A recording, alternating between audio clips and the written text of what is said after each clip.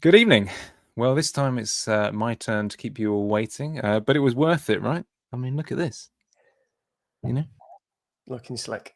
Yeah. So I was I'm afraid I was held up because it's not easy looking this good. It does take quite a lot of attention.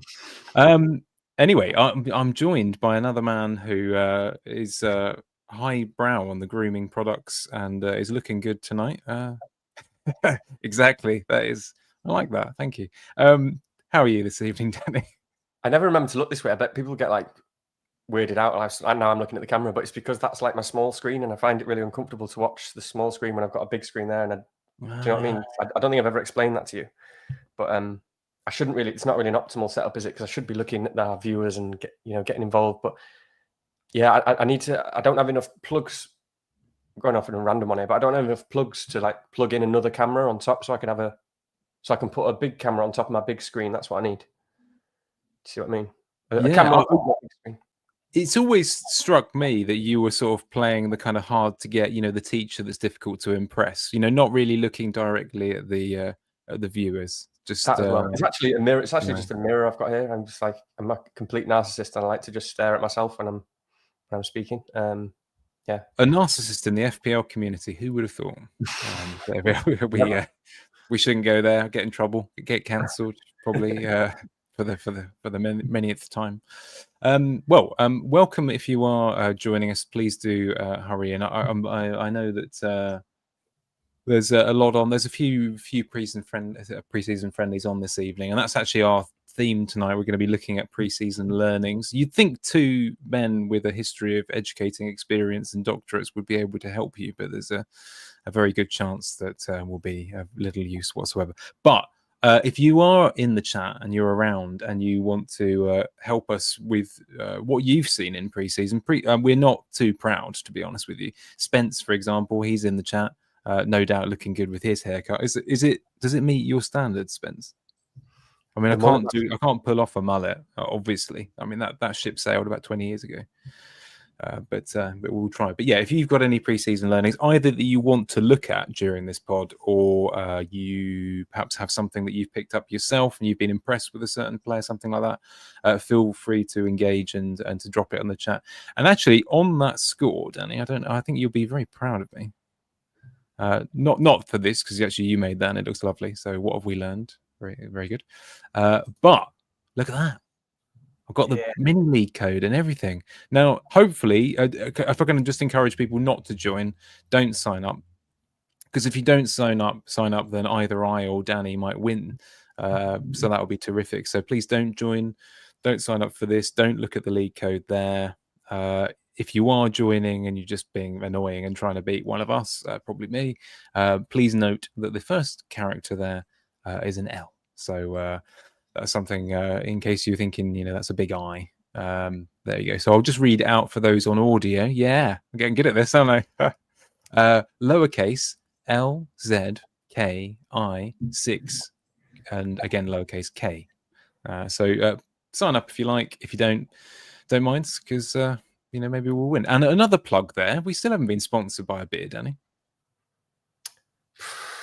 I'm trying. What's going on? You've got the wrong beer on screen though. Well, I don't know, man. I'm yeah. Well, the skinny. These guys need support. These guys need support. They went out of they actually completely sold out, I think, across the country, and had some. I think it was probably me. I just bought too many, and then they completely sold out across the country. I'm not able to get them for 2 weeks. So I was back on the Peronis, and they tasted all weird. You're not drank a beer for like ages. Yeah. Even though you used to live on it, and now it tastes weird. I've got one of those situations where I know that you think I'm mad when this happens, but I've only definitely got one beer in the fridge, and it's one of those kind of like 9% Belgian bad boys. So that's just so bizarre. I'm going to France on Saturday for a few days, and that actually reminds me of makes me think of being in France, because the weird thing about France is they only sell basically, sorry to our French viewers, but pretty crap lager, but it's all really strong. It's just they only sell 6-7% lager. So I have to completely change my drinking habits, and you can just get a pint. You just get a pint, and you have to drink it slow, otherwise you'd be absolutely, twatted off 3 or 4 pints. But that's what that makes me think of. It's like you being in France all the time at home, because you've just got one of these strong lagers in the fridge, and you're just stranded. Can't relate to that at all. But there we are. No, I get your point there, and actually, yeah, I hadn't really had much experience with French beers, to tell you the truth. But good content, by the way. This is exactly what people are queuing up for, which is perfect. Just wanted to shout out. I've actually I met one of our good friends for the first time at the weekend as well. Danny missed out on it because that this is the problem with being in the north. And me being selfish and down here. But Jossie, we met Jossie the weekend. So Pep and I. Nice to meet you for the first time, Jossie. I hope if you're tuning into this later, I'm sure you'll be back at some point this season. And he's probably getting very excited anyway this week about Wirtz and Gakpo and all the others, to be honest with you, after that Liverpool performance, or performances rather, the other night. So anyway, we'll move on. But league code, French lager, no. And we'll go straight on to our learnings. Go on. Sorry. I'm going to say as well, though, I don't. No one wants to know this, but I'm going to, inspired by a few people as well, not just, but also in the FPL community, which is nice. But I'm going to do a bit of a health trip after I go to Malaga again for a week in September, which is just like a beer tapas holiday, and it's absolutely incredible. But when I get back, I'm going to do a couple of months no drinking. Oh. Yeah, so I'm going to shed all this extra weight, going to get in shape, lose a few, put a few years on my life, and it's going to be fun. I'm looking forward to it. But inspired, I wanted to do these sort of things anyway. But shout out to like Hibbo, who's done a bit of that, and like he was looking good. He's looking really good on Scoutcast the other day. I messaged him because he's lost a lot of weight, colour in his face, and he's been doing the same thing. Yeah, and I'm going to probably message Hedgehog as well at this point. Probably doesn't watch any of these pods, but a friend of mine, Hedgehog, in this sort of analytics community, and I remember him saying to me sometimes he just goes like 3 months without a drink, and it's really good for him. So I thought that stuck in my head for a couple of years. So anyway, we won't need a beer sponsor for a good few weeks once the season kicks off. But then, I mean, speak for yourself. But okay, you can take over. Yeah, okay, you can take over. No, well, I mean, I'm a man who operates in moderation anyway, to tell you the truth. I mean, as you know, I don't need any excuse for a health kick. I mean, this is one of the great things is, at Zoom calls or something like this, and at work colleagues, you haven't seen them before for like a few months, and you don't know whether they're tall or short. And I suspect you're probably a good example of someone when they meet you, they're like, "Oh my god, you're quite tall," that sort of thing. But people often think I'm going to be shorter than I am, so I have the same problem. But if anyone's interested, as well, we are athletic here at the FPL Last Resort. So I'm the same weight now as I was when I was about 13, which is a bit weird. Anyway, moment of excitement. If you're in audio, that was worth tuning into YouTube alone, to be honest with you. Cool. Right, where was I? Let's kick on. Then I thought we'd start. So this is a pre-season learnings pod. I thought we'd start on nice, comfy territory, really, by talking a little bit about some of the fixtures for our own teams, because I did notice that some of the players, Manchester United, West Ham, and so on, have kind of popped up in conversations over the course of the last week, and then we'll just pick out certain players that have piqued interest, either in the FPL community more generally, or just the things that we've spotted. A quick shout out really early before we get into these examples, actually, to a couple of people who've sent me some information today. And one of you in the chat, I don't know if he's still here, hopefully he is, but someone that sent me a lovely kind of spreadsheet link, which is on our... So if you go onto our X account, and if you haven't signed up to that, where have you been? Because you've had every chance to sort that out, so please get on it. But FPL Romfrosk, who I haven't seen here before, but I'm hoping he comes back more often, because he bought me a lovely pre-season spreadsheet. So that's in the chat, and there are lots of good information and data there. So thank you very much, FPL Romfrosk, and always good to make new friends. So and join the mini league, Romfrosk. There you go. It's quite a natty little name you got there, by the way, as well. I quite admire that. Anyway, so let's go on to the cups. Danny, would you like to start, or shall I? West Ham. You know what? I was just thinking, like, I need your help a bit to get me into gear here, because I've just I realised just as I was coming onto the pod that I've actually spent the last, I think, 1.5 hours thinking about James Hill and nothing else. And then I was like, shit, I'm going on a pod, and I've just completely narrowed my entire thinking down to one person. It's like so ridiculous. It's like that meme, isn't it? you know the meme where it's like whatever it's called, where because honestly, my girlfriend has actually genuinely said to me at some point, you know, with all the FPL that's going on at the moment, and we've had review going and Solio and all the games to watch, and girlfriend's genuinely said to me a couple of times, not knowing that it's like FPL, like, why have you been so distracted the last couple of days? Like, like, what's going on? And you know the meme when they're in bed and they're going, oh my god, like he's thinking about other girls. And no, I'm genuinely just thinking about James Hill. James Hill. Do you know, I wouldn't have even predicted that. I would have thought it was maybe Arujo or whatever his name is, you know, like the right back. They've got a 4.0 right back as well, you know that, don't you? Shit, have they? Yeah. Oh, He's more likely to start as well. Right, well, we need to have a conversation about that tonight. Okay. Well, any Bournemouth fans, please do. Do you know what? I'm not, if I'm honest, this will sound like a criticism. It's not. You know, at this time of year, obviously a lot of the kind of fan casts type on the Planet FPL and that sort of thing, and it's quite interesting. And I don't know. I generally have been a bit skeptical about sort of tuning into that, but for Bournemouth, I was really kind of, as you say, like, because I was really excited about the prospect of the 4 millions there.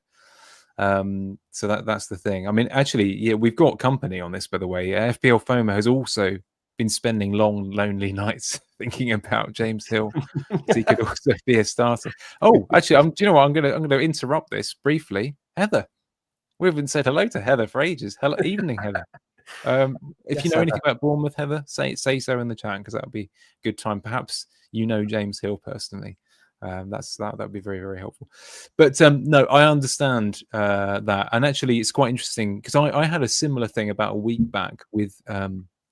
Oh my god, I'm going to butcher his name now. Who's the lead centre back that's not Rodon? Bijol. I've had long, sweaty afternoons thinking about Bijol. His massive head.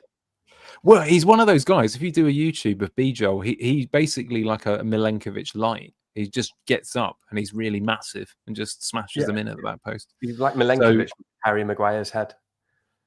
He's Milenkovic with a big square slab head. Yeah, I've never seen him, by the way, but I know that's all I need to know, basically. Yeah, and there's quite a tempter, isn't it? You know, yeah, you're right, FOMO. Bijol has more goal threat than Rodon. It appears that way, but just need him to definitely start, don't we? It's so exciting, the 4 millions. Because I'm not going to talk. He's suspended game week 1 though, Bijol. It's actually quite an important point. I hate that. It is, yeah, because obviously need him game week 1. And let's be honest.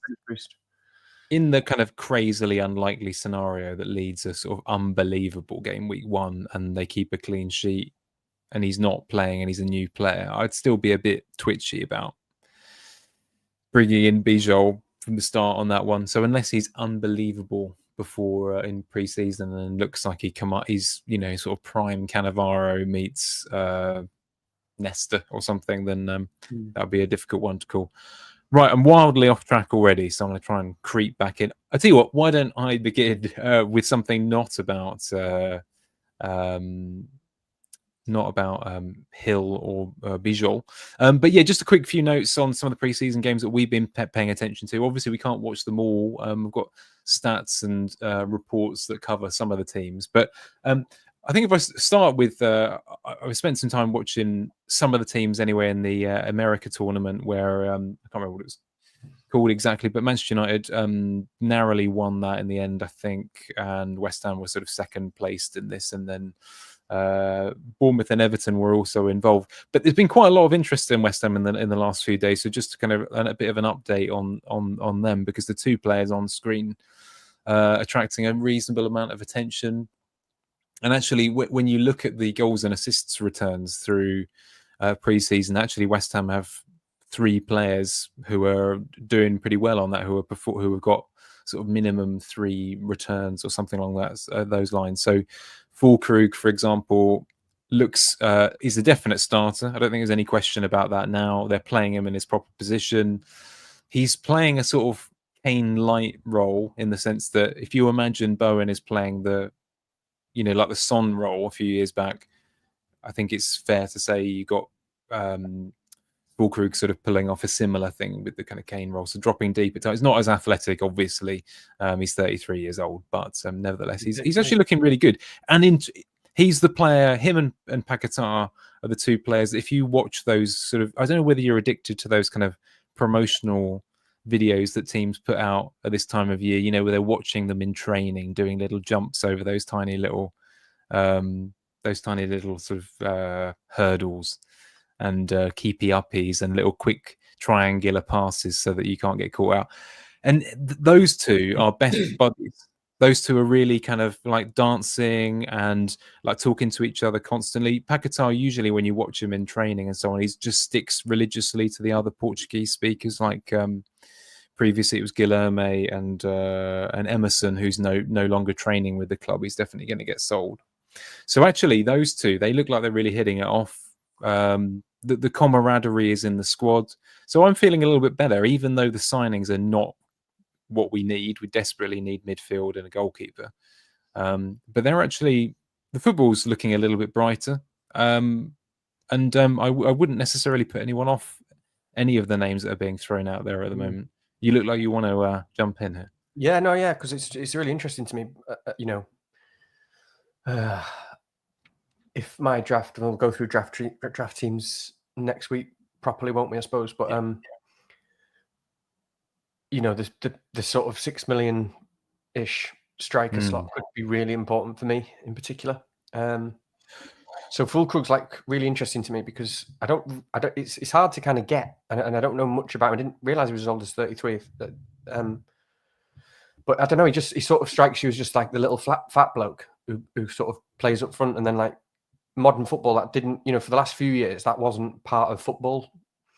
To have I don't know what he really offers other than finishing, which is great. But there does seem to be a bit of a shift with a lot of teams at the moment, kind of playing more like two up front, or moving towards that.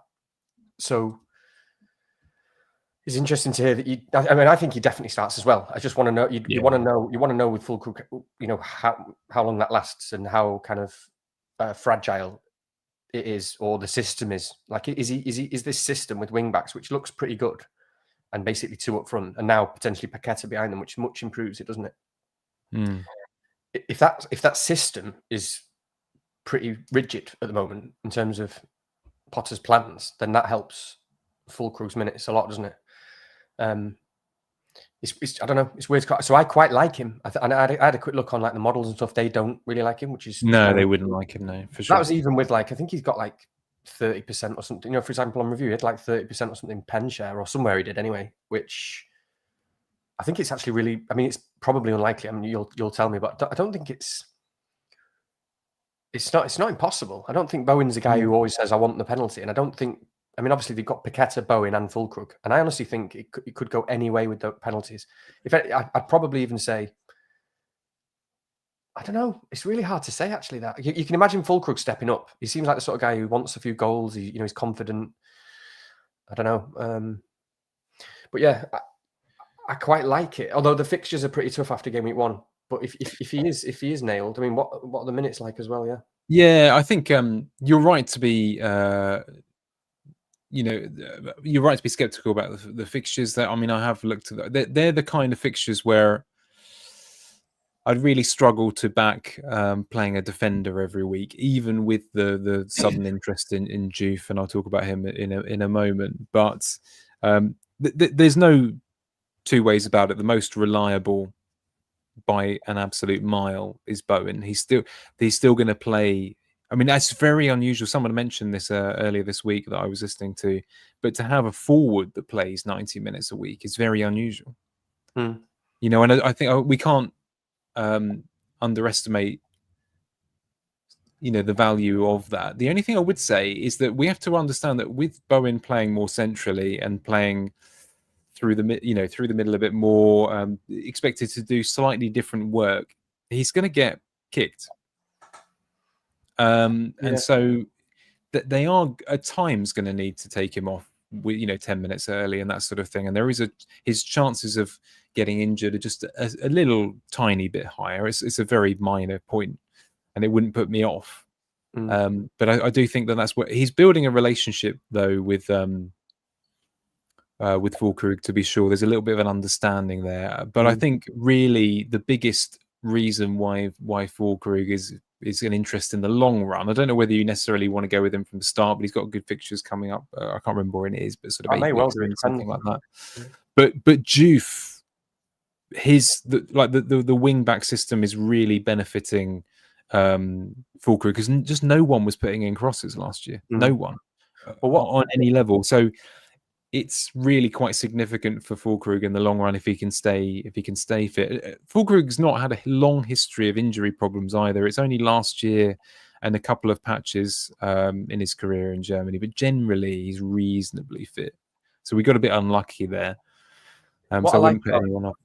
What I like about Fulkrug, just kind of, from afar and objectively, is, and correct me if I'm wrong, is that I don't think he can do really anything else in that system other than just be the guy who sticks around near the goal. Yeah. And that's pretty huge when you've got two sort of very advanced wing backs, one putting good crosses in, one, I mean, I really like Wan-Bissaka still, by the way, because I think he does a different type of, of movement and attack. But, Paqueta and then Bowen having to do a bit more, like you say, and you do see Bowen a lot of the time picking it up deep or carrying the ball a bit and pushing people out of the way, etc. Whereas Fulkrug's just always just there. He's always there for the tap-ins and stuff.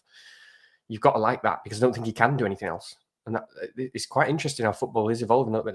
There's a few teams, I don't know, maybe we need to think about when we get to the teams, but there's a few teams where suddenly there's like potentially a couple of strikers, or, it's more of a two up front. That has become a thing. I will say I do take the view that with the system the way it is, it wouldn't surprise me if from time to time they retain the system, but they'll play, say, Paqueta there instead, or even to a lesser extent Souček in more challenging games. So I wouldn't be surprised if Fulkrug has that issue against him a little bit in the more challenging games, and they might just add one more body in the mix, because at the moment they haven't got legs in midfield, they haven't got an athlete. They're desperately trying to look for one, but yeah, that's the only thing against him. But I think he definitely starts and gets the majority of the minutes. I'm not too worried about Wilson. I don't think anyone should be worried about Wilson just generally in football. So we can go to that another time. But yeah, I think it's quite interesting. And Juve, actually, before I go to Juve, I tried to remember this from last week. Now, this is a very dubious stat, but I did hear it. I was listening to a West Ham focused podcast on this, and they came up with this. Now, I don't know whether it's definitely true, so you might want to check things. But since, I think I told you, Danny, a week ago, but since Bowen returned from his relatively serious ankle injury, I think it was, where he's out for a few months, no player in the Premier League had scored more goals and assists than him, other than Salah. Now, it came across, and I was immediately thinking, I don't know whether that sounds quite right. I don't know. It's worth doing the kind of run on that. But there was definitely a pocket of an argument that he's sort of the most consistent for returns and that sort of thing. So worth a look. You know how it is with non FPL podcasts. Whether they pick out these kind of things and they're correct, I don't know. And last word on us, because I know that I don't want to spend all evening talking about West Ham, but. Goalkeeper definitely is going to be. You definitely avoid Areola. I know everyone knows this by now. They're definitely bringing someone in, and it's still up in the air as to who that is going to be. And as for Juve, he'd scored 7 goals in his league last year, so he's no slouch. But obviously, that was in a team where they had a remarkable amount of the ball, and they won the league, quite comfortably, I should think. It was a Slavia Prague, so. That's a completely different context. But yeah, he's definitely going to get some, but tough fixtures. I can't really see them keeping clean sheets in the near future anyway. Danny, did you want to move on to talk a little bit about Manchester United particularly? I can cover Everton and Bournemouth a little bit in this context, but also we're going to talk about them later, so maybe we'll move on after Manchester United. Yeah, I just want to say really quickly, because I think it is like one of the relevant things. I don't we talk too much about West Ham, but very quickly, because penalties is significant. And I think I'm just going to make my guess. I'm just looking at now. I haven't really looked at Fulkrug's record. I reckon Paqueta probably takes the next one if he's on the pitch, just for a goal, get over all this shit that's happened to him. Although obviously it could be anyone, but I'd slightly favour Paqueta to take the next one. And then I honestly think I'm not sure after that. It could No. be any. It could be any of them. I was just looking, and Fulkrug's in his career has scored 27 and missed 2. So he obviously does not mind a penalty at all. So I think they might even share it about. I wouldn't be surprised to see Paqueta take one and then Fulkrug take one, and then maybe even Bowen take one, or maybe Bowen doesn't take any. I don't know, but I can see it something like that. I don't know. Yeah, I think you're right to be open-minded about it. I really don't think it's set. I think it's one of those situations where if anyone misses one, it's probably moving on to the other one and that sort of thing. So Bowen has a good chance. I would still put Paquetá just above everyone else at the moment, and just because it's based on what we've seen so far. And I think there's a chance, and I can't verify this. I was looking for it earlier, but West Ham played it behind closed doors friendly against Ipswich, and trying to get information about it is quite difficult. But Paquetá scored in that game, and there's a chance from what I've read one place that would have been a penalty, but it easily could not be. I just couldn't find out. So if anyone wants to look that up, they can do. If that's the case, then that strengthens that issue. But none of the others would mind. I wouldn't be surprised if it was a you've won it, you take it scenario. To be honest with you, it's back to the sort of Rashford era and that kind of thing, something like that. Right, we're never going to make your target of this pod, by the way. Absolutely never. So in terms of God, yeah, okay. Well, no. Okay, well, let's get on. Like and subscribe whilst you're here. Please do that before to help our timekeeping. Spence in the chat, by the way, has just announced that Mark Gooey or Goo, or I still don't know, has just been announced. Gooey. I'm just joking again. I'm just going to do that every time we say his name. Yeah, great. Yeah, good. We'll talk about him. We'll get to him. Yeah. Okay, let's hand over to you. What did you think about Manchester United from what you've seen? So I did watch a little bit of I think the last fixture against Everton, wasn't it? The spicy one where it was 2-2 and Bruno and Jai went off together and that sort of thing. Yeah. What did I think? Kind of what I expected, in the sense that we looked better. We looked quite a bit better, but that's not very difficult because we're coming from being absolutely, shit. I just expect us to be a lot better this season. But it was pretty exciting. It was pretty. I mean, we still had our issues, sort of defence and midfield and being a little bit overrun, and Ugarte wasn't very good and stuff. But by the way, there's rumours tonight about United wanting to sign Baleba. That's probably a bit of a reveal here because that's only just come out. But I think they're talking about the fact that they think it's possibly unlikely. But the fact they're even exploring buying Baleba is good, because you're talking about A, trying to buy good players, and B, trying to buy midfielders that we desperately need. A good centre midfielder, like that. I think. But in terms of an FPL perspective, the takeaway is pretty much that. Well, it was quite striking to see the difference immediately between Cunha and Bumo. In that Cunha's, as we thought, is a little bit deeper because he's just sensational kind of positional play and even winning the ball back and tackling the defensive work, but his ball carrying skills and his creativity and stuff. So, and it does seem to be, at the moment, a little bit deeper in it, whereas Bumo was really the one to stretch and almost got a kind of a free roll around the front in the kind of 9 to the right position, and he was the one making the runs, and having to do less of that work. And he looked so sharp straight away, and it was just like a really quick reminder of just like, oh wow, like we're seeing Bumo with like really good players around him as well, and just almost like a bit revitalized because he's got the move that he wants and stuff. Not that Brentford weren't a very good team, but he just looked really kind of on it and excited and just up for it. So it struck me straight away that Bumo's going to score more points, I think, than I thought initially, as just like a really basic take. Yeah, I know it's a friendly, so don't shout and all that sort of stuff, but it's just a way that you could see a little bit of the system and what that's going to look like. And it was quite nice because it was like seeing Bumo with more license than you saw at Brentford. I mean, he's played in that a little bit restricted for a long time, and sometimes he was playing right wing back and stuff, wasn't he? Which he's also brilliant at because he's so good in all his different positions, so disciplined in his role at Brentford, and yet has still scored all these points and all these great goals and stuff. But yeah, it felt good from a Bumo perspective. I mean, obviously you need to see a little bit more. I mean, I think he took one of the direct free kicks on goal he's definitely going to get some set piece share. He's not going to get the penalties, and that's the big blow.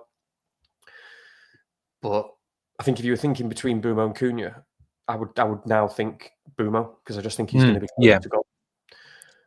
Just very quickly, I have to say, because I mean, I watched only extended highlights of that game, but I was thinking the same thing about Bumo. Actually, it was something completely innocuous. I think it was even behind your own halfway line, and the ball came into him in a tight space, and without thinking about it, just completely like whipped it across the other side of the pitch. And I just reminded me, I was like, oh my God, this guy is really good, isn't he? I've forgotten.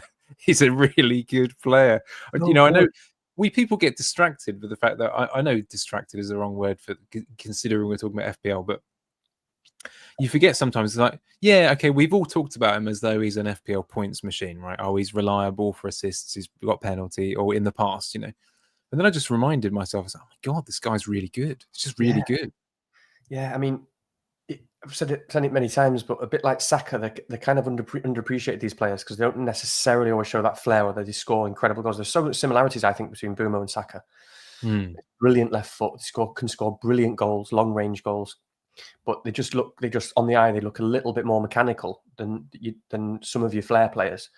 But you watch Bumo, just like Saka, and try and count how many times he misplaces a pass or makes the wrong decision, and you'll struggle. You'll get bored because you won't get to one most of the time, because it just doesn't happen. He's a machine, and it's fantastic to have that in your team when you don't realize what you've got when you can constant outlet to a player who doesn't make a mistake and makes the right choice, and can even like you say, that could be pinging a lovely 40-yard pass to open it up. It's not like he's always passing. He's not passing sideways. It's not like that at all.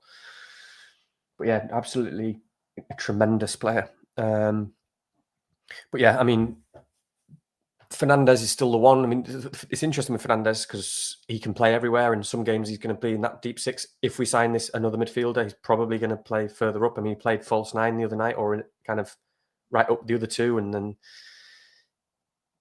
I feel like I think his numbers went up on models and stuff after that. I'm not sure, but again, it's like trying to keep up with where Fernandes is going to play. But he's just going to get 90 minutes every game, and he's just a fantasy beast. I don't think he's going to be that highly owned because there's so many players people want, and he's got a really tough game week 1. But he looks like I mean, I'll probably have him, put it that way. I don't think there's anything really for me to say about Fernandes. I think one other thing that was a reminder from that United game of kind of FPL relevance is that Ahmad is just tremendous, and he's just going to be so much fun all season. And I think it's pretty good for him knowing that he just will be right wing back most of the time. But as a right wing back, it's kind of bonkers because he's still going to get like loads of returns. He's going to score goals because he's just a goal scorer.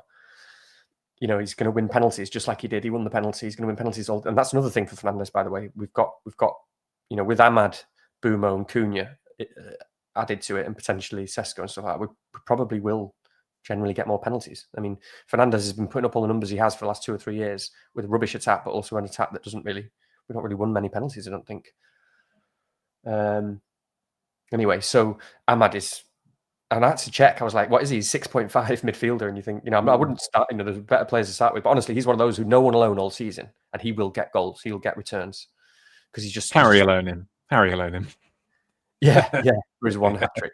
He'll auto sub in for Harry 1 week. Sorry, Harry.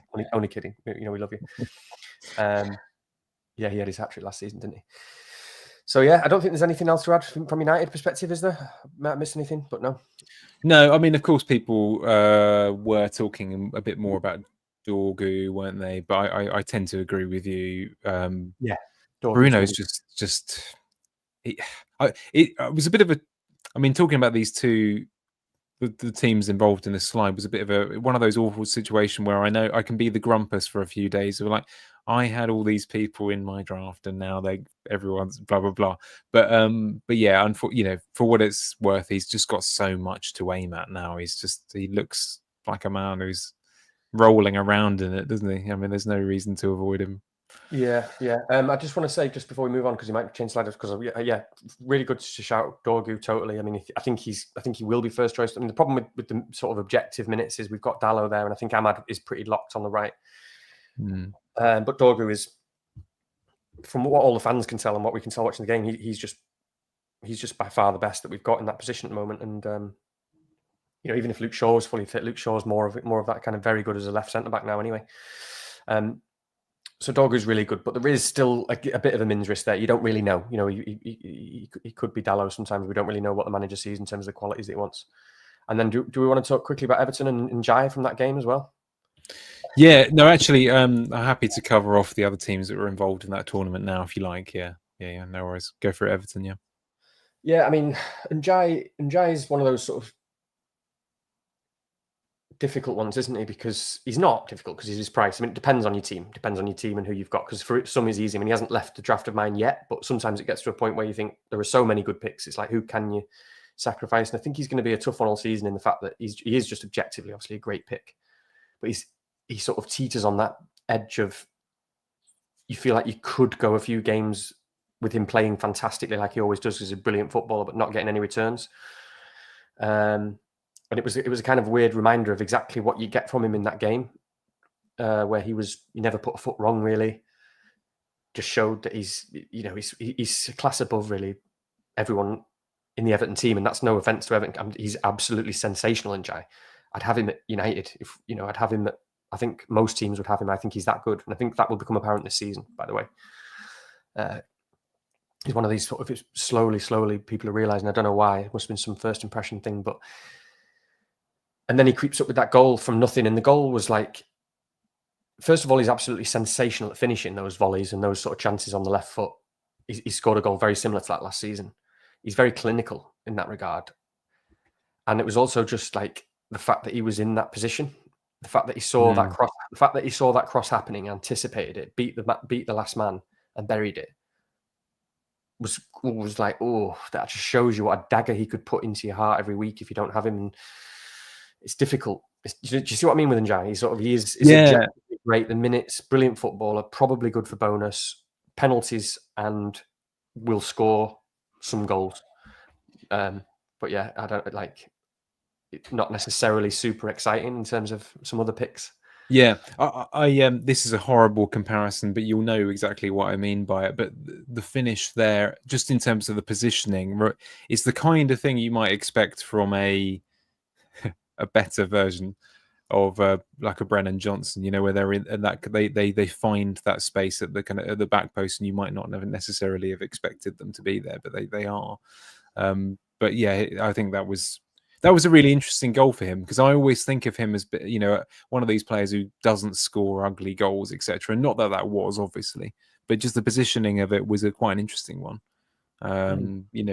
Hopefully there are more of that to come. People will want to talk a little bit about Everton's new signing as well, the 5 million Kieran Dewsbury Hall as well. So we can touch on that a little bit later on. But yeah, the other thing I would say is that it's quite interesting over the course of pre-season, and of course it is relatively meaningless because they've had Tarkowski out and that sort of thing. But Everton players are on where is he?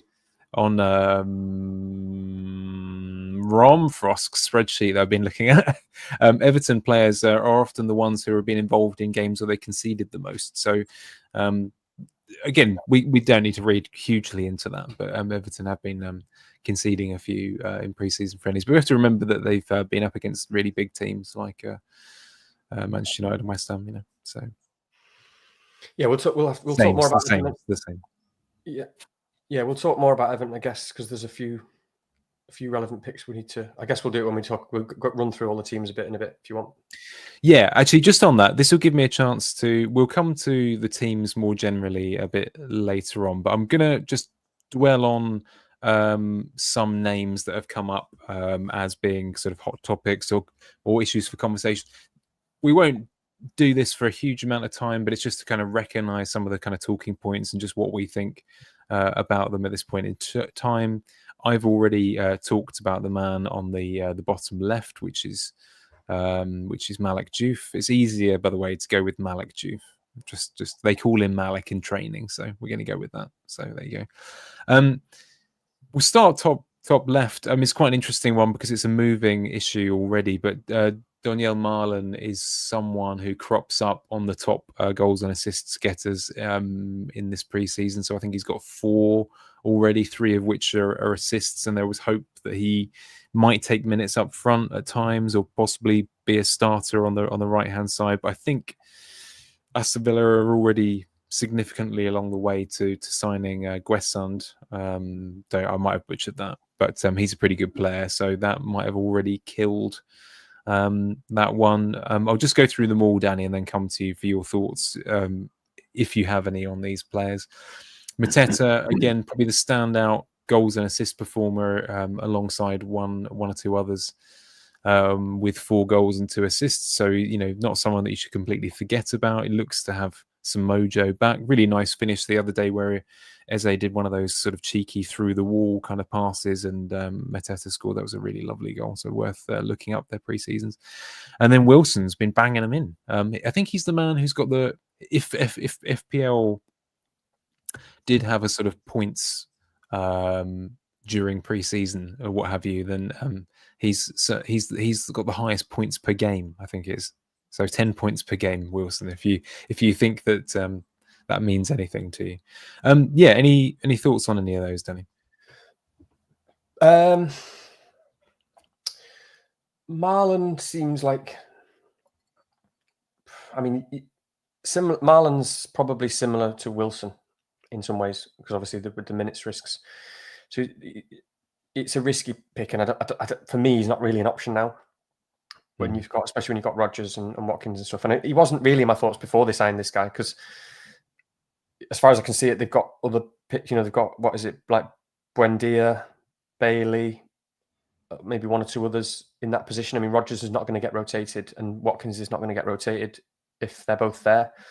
So there's already a few picks in Malen's position, and obviously he looks great pre-season, but then you sort of think that's where you have to detach yourself a little bit from pre-season and just be like, hang on a minute, because then the season starts and suddenly he doesn't start, and suddenly you remember that Buendia is a great footballer, or that the manager just might pick different players based on different opposition or whatever it is, So you've got to be a little bit careful with the pre-season stuff, especially with regard to certain players who are minutes risks. But at the same time, he's like, seems to have a brilliant finish on him, and he's lively, isn't he? And he could just totally bully his way into the team. Could be brilliant, and he's only 5.5. So yeah, not a pick that I'm interested in because of the minutes, but interesting. Don't know anything about this guy they're going to sign. Mateta's a weird one for me because we talk about him all the time. We always say that he's like a steam train. Once he gets going, he's unstoppable, and he's such a weird player in that regard, because if he's really on it, he's just like easily one of the best strikers in the league, or one of the best FPL picks in the game. Because he's just got a bonkers ceiling, hasn't he? When he's really on it, he's just like, you could check an update and see Mateta's got 3 goals and 2 assists and be like, oh, it's a Mateta day, is it? There's not a lot of players who can do that, but he's still just, you don't really know with Palace. I don't know how to make sense of their pre-season and their fitness and how it's different or similar to other times. And I think it seems to be better because they always seem to start slowly, don't they? But then they have been basically playing a full strength team in a lot of these, like a lot of friendlies together so far, and he's looked good. It's just, I guess it's just the fixtures for a lot of people to begin with. The first 3 are not great, are they? So I think it's just a bit of an excuse for people to wait and see and look elsewhere for now. But I mean, I see him in no teams, so there's a bit of group think going on there, and there's a bit of a reflection of how we all perceive him as a pick, or Palace. Because I think if people are talking about Sarr and Eze and stuff, on the assumption that Eze stays there, they should be talking about Mateta as well.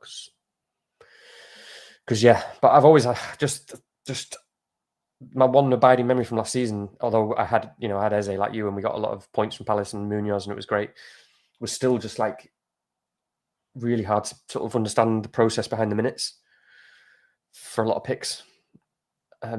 Doesn't seem to just be a manager who's like, yeah, these guys are the best players and they're going to get 90 minutes. It just doesn't happen. And they've got Nketiah there, I suppose, and stuff like that. So yeah, I'll let you talk more about. All I really saw of him, I'll be honest, was that friendly. That's pretty much what I knew about him, and he did have a great cross.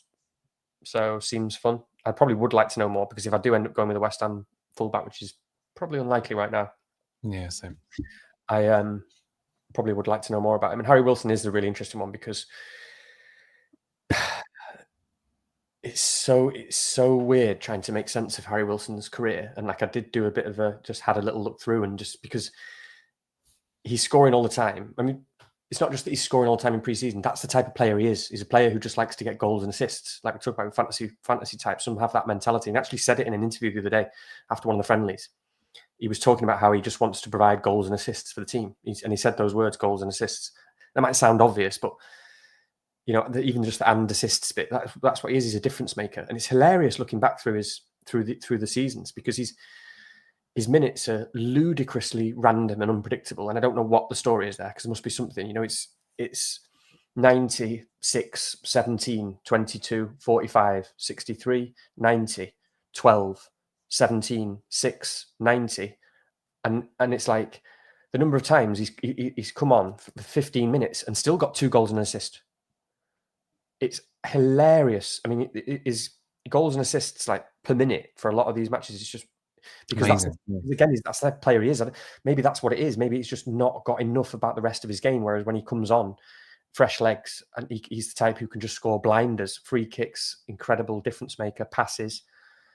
Maybe I don't know what it is. Maybe he's just so focused on that. It's just I can't make sense of it because gosh, my bloody team's going off there in the background. Let me close that. He was actually the Fulham manager's name just left me temporarily. Silva. Yeah, Silva. It was actually his first signing at Fulham. Oh, his first signing, and then he had that season in the Championship. So that was when they were in the Championship, and he had that incredible. And that was when he did have consistent minutes in the Championship, and he was like the record, I don't know, point scorer or goal. If he had loads of goals and assists. Remember that season? And since then, he's had 3 seasons in the Premiership. That's old school. Yeah. And yeah, the minutes have just been so random. And I think he's 28 now. But all signs look like, I mean, he's the one who's been playing all the friendlies and yet again just scoring every game. Like when he plays, he scores. When Harry Wilson plays, he's just going to score goals and assists for fun. And so at 5.5, that is like really appealing for a bit of fun. And it's really appealing for a bit of fun if you do have that room, if you really want to. I mean, the problem is there are so many good midfielders. We've just talked about people like Njai who are much more solid and robust minutes. And, so it really depends what you want to do with your team. But it's scary because, like I say, if you just, yes, he will get goals and assists, but just look back through his minutes for the last 3 years and you probably won't pick him because it's just insane. This is a guy who just hasn't got consistent minutes at any point, even though every time he comes off the bench, he seems to score a goal. I think what it comes down to for me is when I try and evaluate a player like Wilson, I've got to think to myself, okay, he's been there. How many years did you say? Sort of 3 or 4 years? 3 years? Something like that. At least. I mean, I think 3 years in the Prem and 1 or 2 in the Championship, or maybe 1 in the Championship, at least something like that. And for at least the last season, probably the one before that anyway, he's never been a consistent starter who gets 70 minutes or more per game, that sort of thing. And I would ask myself if I was picking my team, is that what has changed? And I don't know that I could put my finger on anything solid enough to make me think, well, something's changed here. I've got verifiable evidence that he can carry on doing this. And I think that's the problem for me, is that and actually it's the problem for any of these people on the screen except for Juve, to be fair, is I would be removing a more reliable player to bring in a less reliable player. And ultimately, at the start of the season, it's very difficult when you're worried about losing the kind of 0.1 at the start because someone's got dodgy minutes or something like this to deliberately bring in someone who you know is riskier than someone else. And I think that's, I know that's a boring answer, but it is the true answer in this particular case. So probably not interested in any of those myself. I'm gonna just to counter that a little bit. I know I've talked too much about Harry Wilson, but again, I totally understand what you're saying. And just to counter it a little bit, because I think that's what everyone will say and everyone will view it. But it is, I think it is more fun than, sometimes I don't mind taking a risk when you're so confident of a player's ability to score goals. If he plays, and that sounds silly me even saying that, that's why I probably won't, I won't know him, but, because players who play. But I'm just looking through his thing now. I just wanted to check because I do remember saying, because last season, in terms of the things that have changed. Oh, okay. So his minutes improved a bit, but then he still was benched for at least 1 and he scored. So yeah, I understand. No, I totally understand what you're saying. But I'm just like, honestly, his goal scoring record. I mean, what's this? UEFA Nations B League. So he was playing. So then played against Montenegro, goal and assist. Next game against Iceland, goal. Next game Montenegro, goal. Next game Iceland, goal. Just scores every game. So I don't know, Rich. I do agree. But sometimes you take notice a little bit that that's why I've been following so much of like the interviews and what he's saying and the friendlies and who's fit and who isn't. The reason why I keep going on it is because I just know we say all this and you're not going to start with him and he's going to score like 3 or 4 goals in the first 3 or 4 Oh weeks. no, both things can be true, and it will so much points, these goals, like midfielder goals for 5.5. Do you remember last season it was Smith Rowe? I had him, yeah, it was good. Did you have him? Well, anyway, so that's the last thing I'm going to say is also Smith Rowe probably shouldn't be forgotten because he's still there as well. And he could be great. I think he's one who his minutes would be better if he's... Even Smith Rowe's got 3 goals during pre-season, by the way. So, yeah. Right. There's something about... they do... It should be remembered, actually, that I'm pretty sure this time last season, one of the reasons we were talking a lot about Fulham, they do tend to start pretty well. They do tend to start... have a fairly good pre-season. And last few seasons, they do strike me as one of those teams that you feel a bit more confident about as a result of pre-season. So I wouldn't put anyone off completely there at all. I think, long story short for me, is that I would only pick him if I was really trying to crowbar someone else in. That's the truth of it. I know myself well enough by now. On to some of the other topics before we just go on to teams more generally. I'm going to come to you in a minute specifically about probably only one of these issues majorly, Danny, because I know you spent a bit of time watching Liverpool the other night, so I'm more interested in your views on that than anything else here. But these are just things to flag for people, and if there's any other things there you want to talk about, please do. So John Arias, the 5.5 mid for Wolves, looked good in pre-season again. Really interesting goal that he scored the other night. Just looks like he was a sort of knife through butter. He's obviously a very talented player. I know people had picked up on the fact that he was the greatest, I think it was a chance creation at the Club World Cup for his previous side. So really interesting player, only 5.5. Looks like he's going to get very reliable minutes. Not exactly sure where he plays, if I'm absolutely honest, but definitely an attacking midfield role of sorts.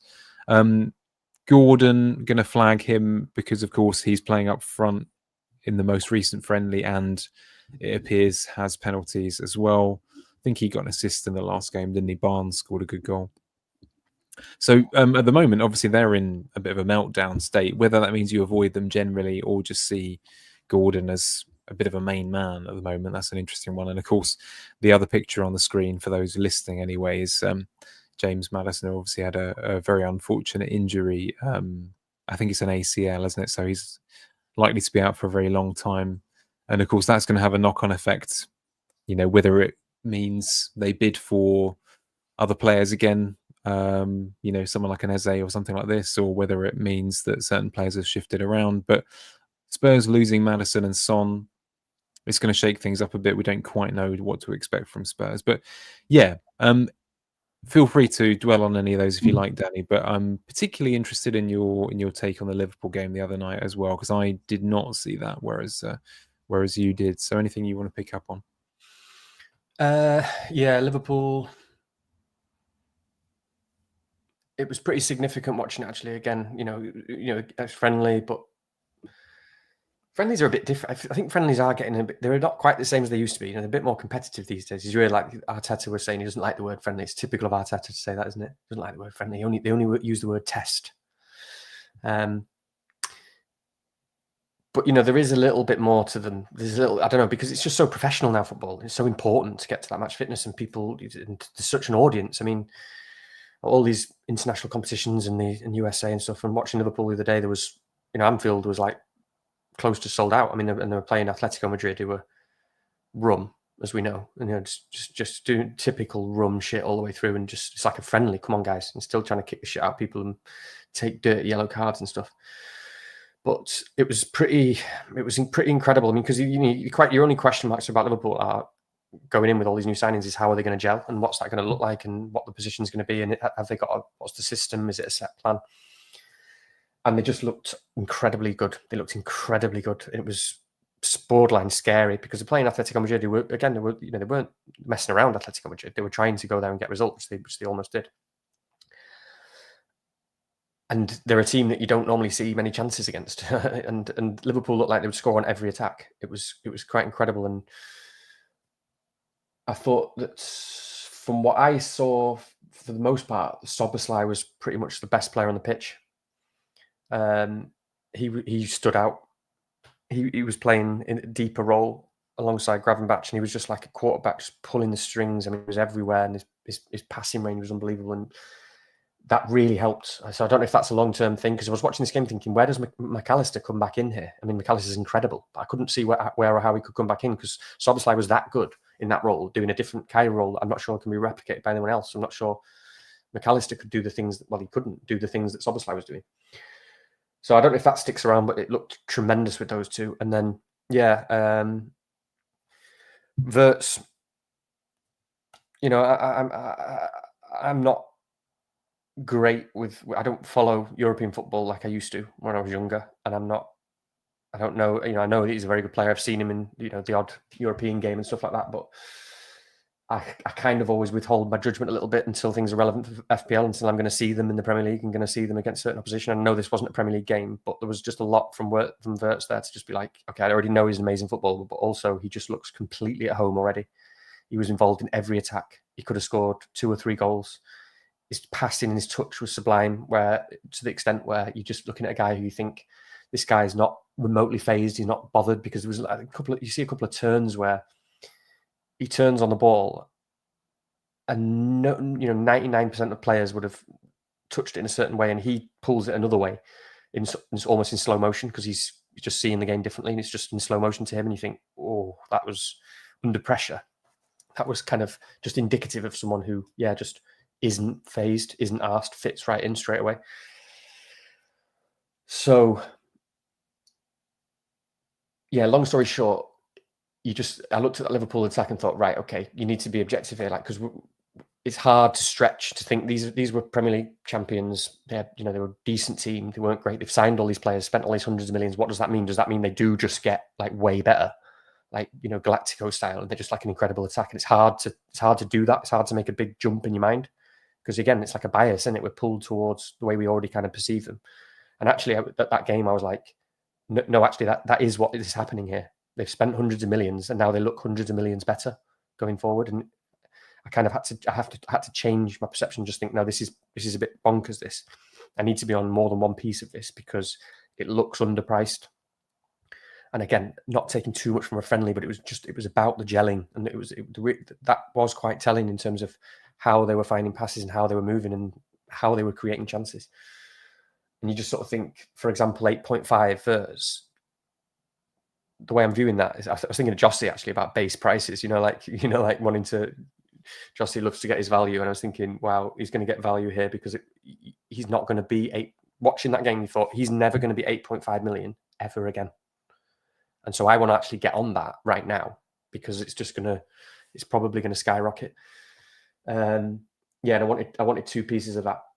Ekitike was really impressive, and the other thing that stood out was Gakpo, and just Gakpo being an option. It's always a pick that I don't really go with, because it's kind of like the price point. If I want 2 pieces of it, I want to get the pieces where I'm not going to be able to get on them, where I'm not going to get stranded. I want to get on there early, and there's every chance that Gakpo is actually for now a better pick than, for example, Wirtz, because he's just this big, massive, direct. He's so direct, and he shoots on sight.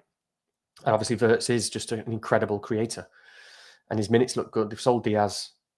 They might sign others, but he's always like Gakpo, the manager, hasn't he? So that's one where I'm acknowledging now. Okay, Gakpo could actually be a really good pick, but there's almost no chance he'll be in my team, because it just isn't the way I kind of operate when I'm making the team, because I'd rather be on the guy who's slightly more expensive. So I've spoken too long about the basic message there. That's pretty significant to me, though. That actually this attack is just ridiculous, and actually I want to get more of it. And I suppose last thing I'll say was Frimpong looked really good. I think Bradley's injured. He looked incredible going forward. and I think it was on Baker's Pod with Baker's Pod with Ted Knutson, which was great. He was just like, yeah, this guy's ridiculous. Like, he doesn't, not looking at it from a fantasy point of view or an FPL point of view, which is difficult sometimes. You have to listen to people like that who don't really play FPL and think strongly about minutes and sort of the things that they won't think about from an FPL perspective. But with Bradley's injury, and he thinks that the way that Frimpong attacks, that he just thinks he's going to be absolutely incredible. So that's interesting, because I'm possibly not going to have that price point, and that's could be scary. He could just be ridiculous, Frimpong. But yeah, so, you know, the last thing is, obviously it's difficult with Liverpool because of the fixtures, and so you can sort of think, especially with someone like Wirtz, yeah, I can. That's where I was, you know, a week or so ago. Was so many good picks. I can wait and see a little bit on Wirtz with those first three.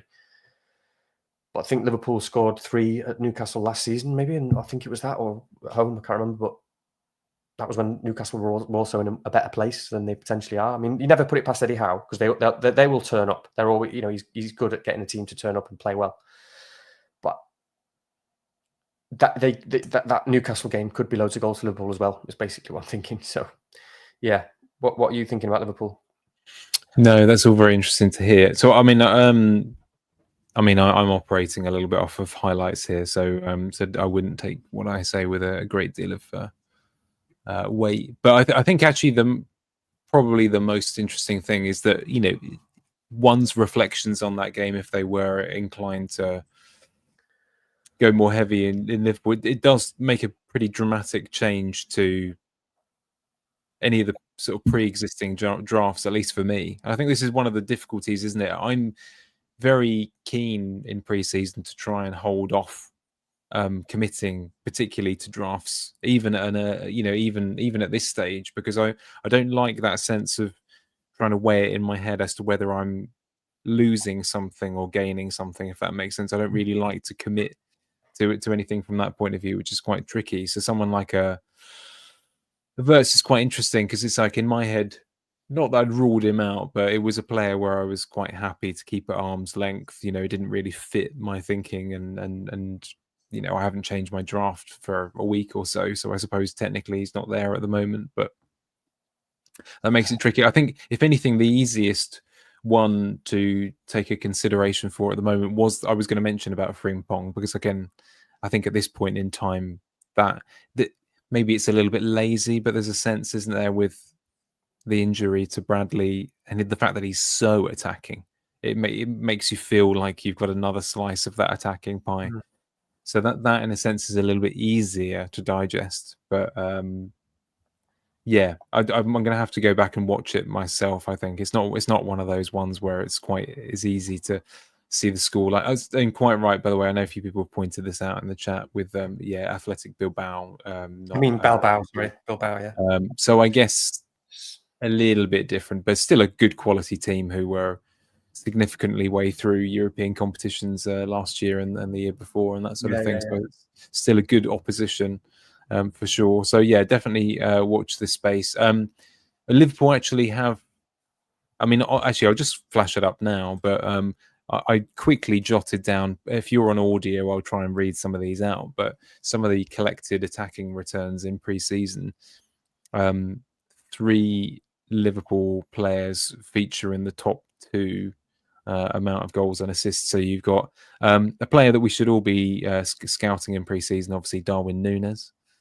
With 6 goals and 6 attacking returns, and then a guy who I'd not heard of until earlier this week. Oh my god, how do I even say that, Danny? I don't know who it is either. A Liverpool youngster. Yeah, Ngomha. I don't know. Jossie's going to tell me off. With 5, Gakpo with 5 as well, and Wirtz does feature a little bit lower down as well, so he's got 3 attacking returns. But as you say, you know, it's more about his involvement and the natural way he fits into the team. That's probably what's your current thinking? I mean, on Liverpool in relation to your draft, we're not going to do drafts tonight, but did watching it change things for you then? Did you think, oh, okay, I'm going to have to move this guy out, I'm going to have to move this guy in? Is it as simple as that, or is it just something for you to kind of simmer whilst you go back to your draft after this weekend's last round of fixtures?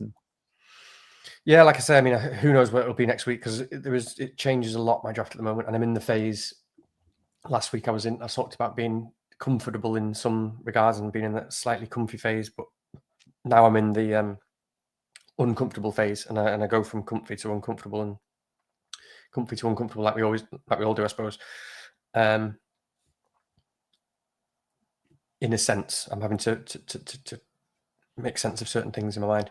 But no, absolutely. I mean, long story short, I just put Verts in and found a way to put him in because it was that significant, really, in terms of like just his positioning and the way he's playing, and it's just that attack. They're gonna. I mean, Salah's creativity just keeps getting better and better. And someone shared a reel, and Baker sent it as well, I think, of his passes in that game, and it does just keep getting better and better. I mean, again, it's hard with Salah to think, well, he can't get better, and I'm not necessarily saying he will. I'm not saying he'll score more points, but it's hard to imagine that he can even do the same or be better at football. But it's silly because that's just a silly human foible, in our minds, because what we think or imagine Salah can do doesn't mean anything.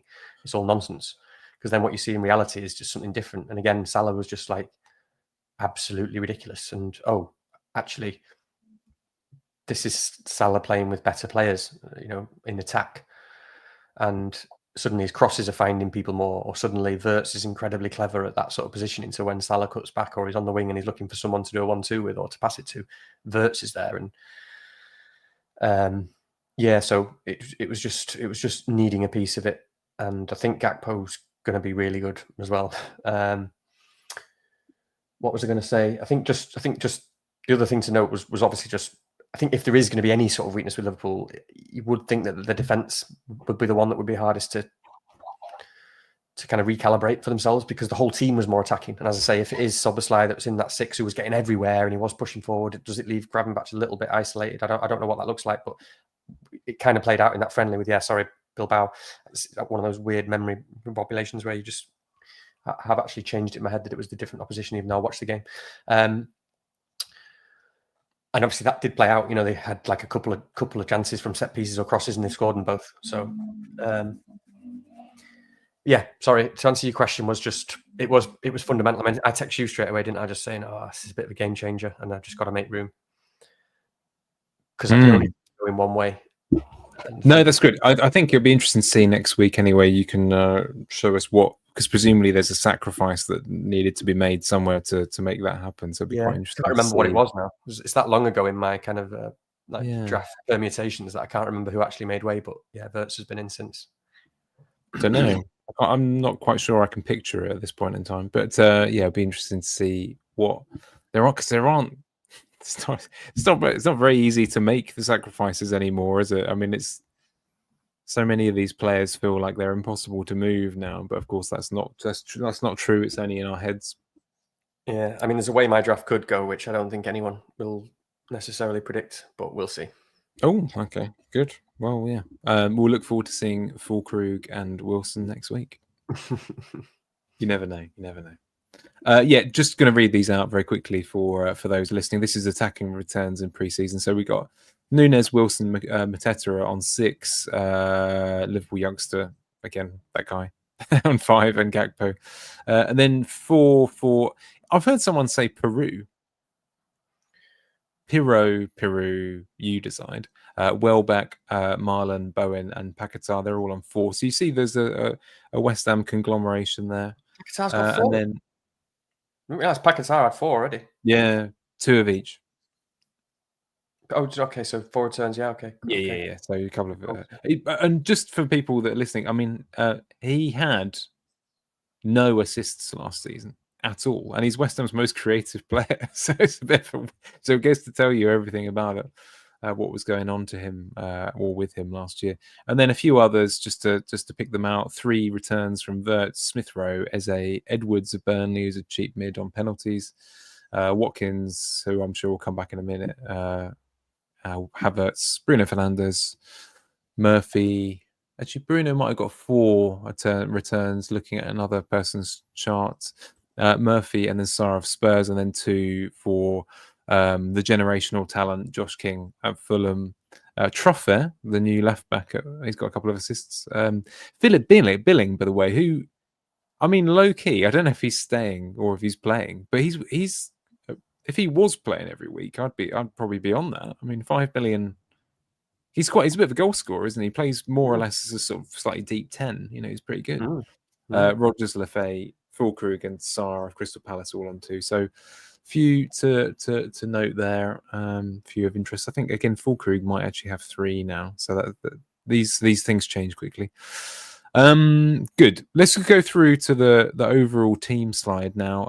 So this is a bit of a catch-all for anyone that we haven't talked about but want to, about our learnings in pre-season. So I don't feel like we need to go in order. We went in order last time.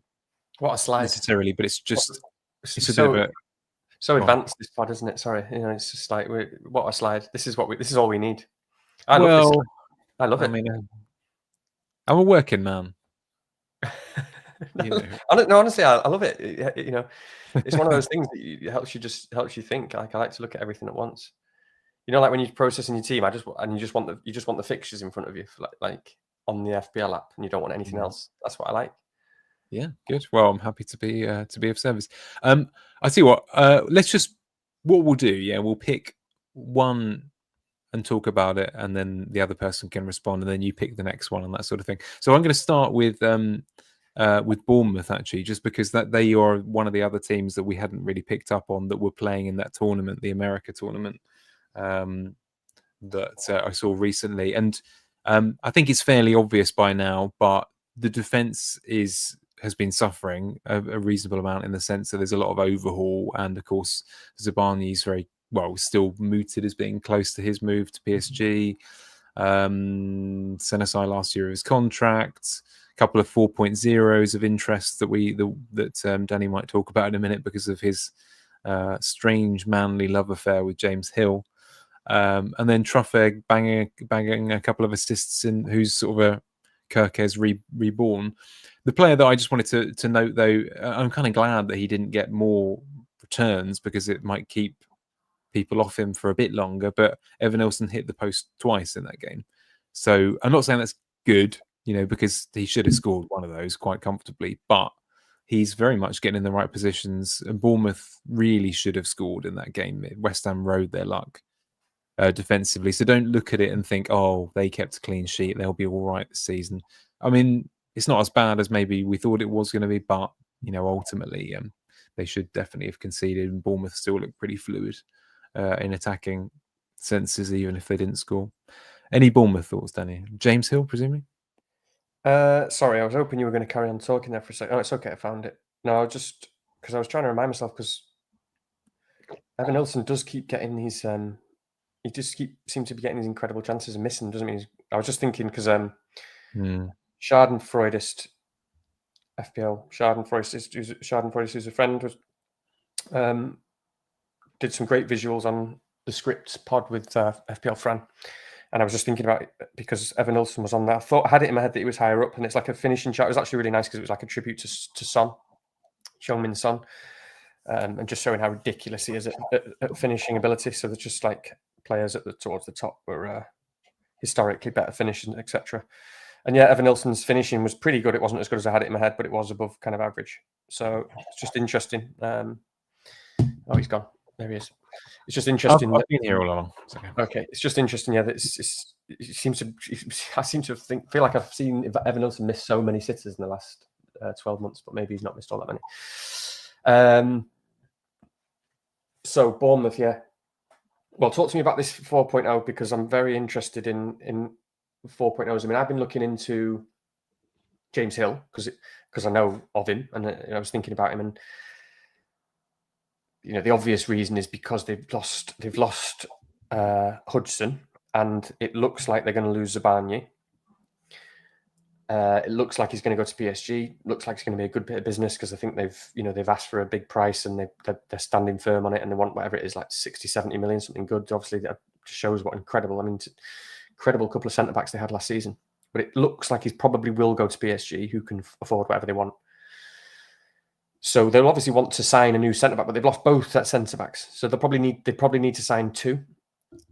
And so I don't know, James Hill, like, just looking at his trajectory, but he's 23. He he was on loan a couple of. He's been really patiently waiting, basically, and he's had a few appearances now, and he's been there for like 3 or 4 years. He was loaned out to a couple of different teams, Blackburn and someone else. Spent seasons there. They both wanted to keep him because he was brilliant there. He's a big guy, and yeah, he's just been patiently waiting, and you just sort of think, this guy's only just 23. Big guy, been loaned out a few, ticked all the boxes. Everyone's wanted to keep him.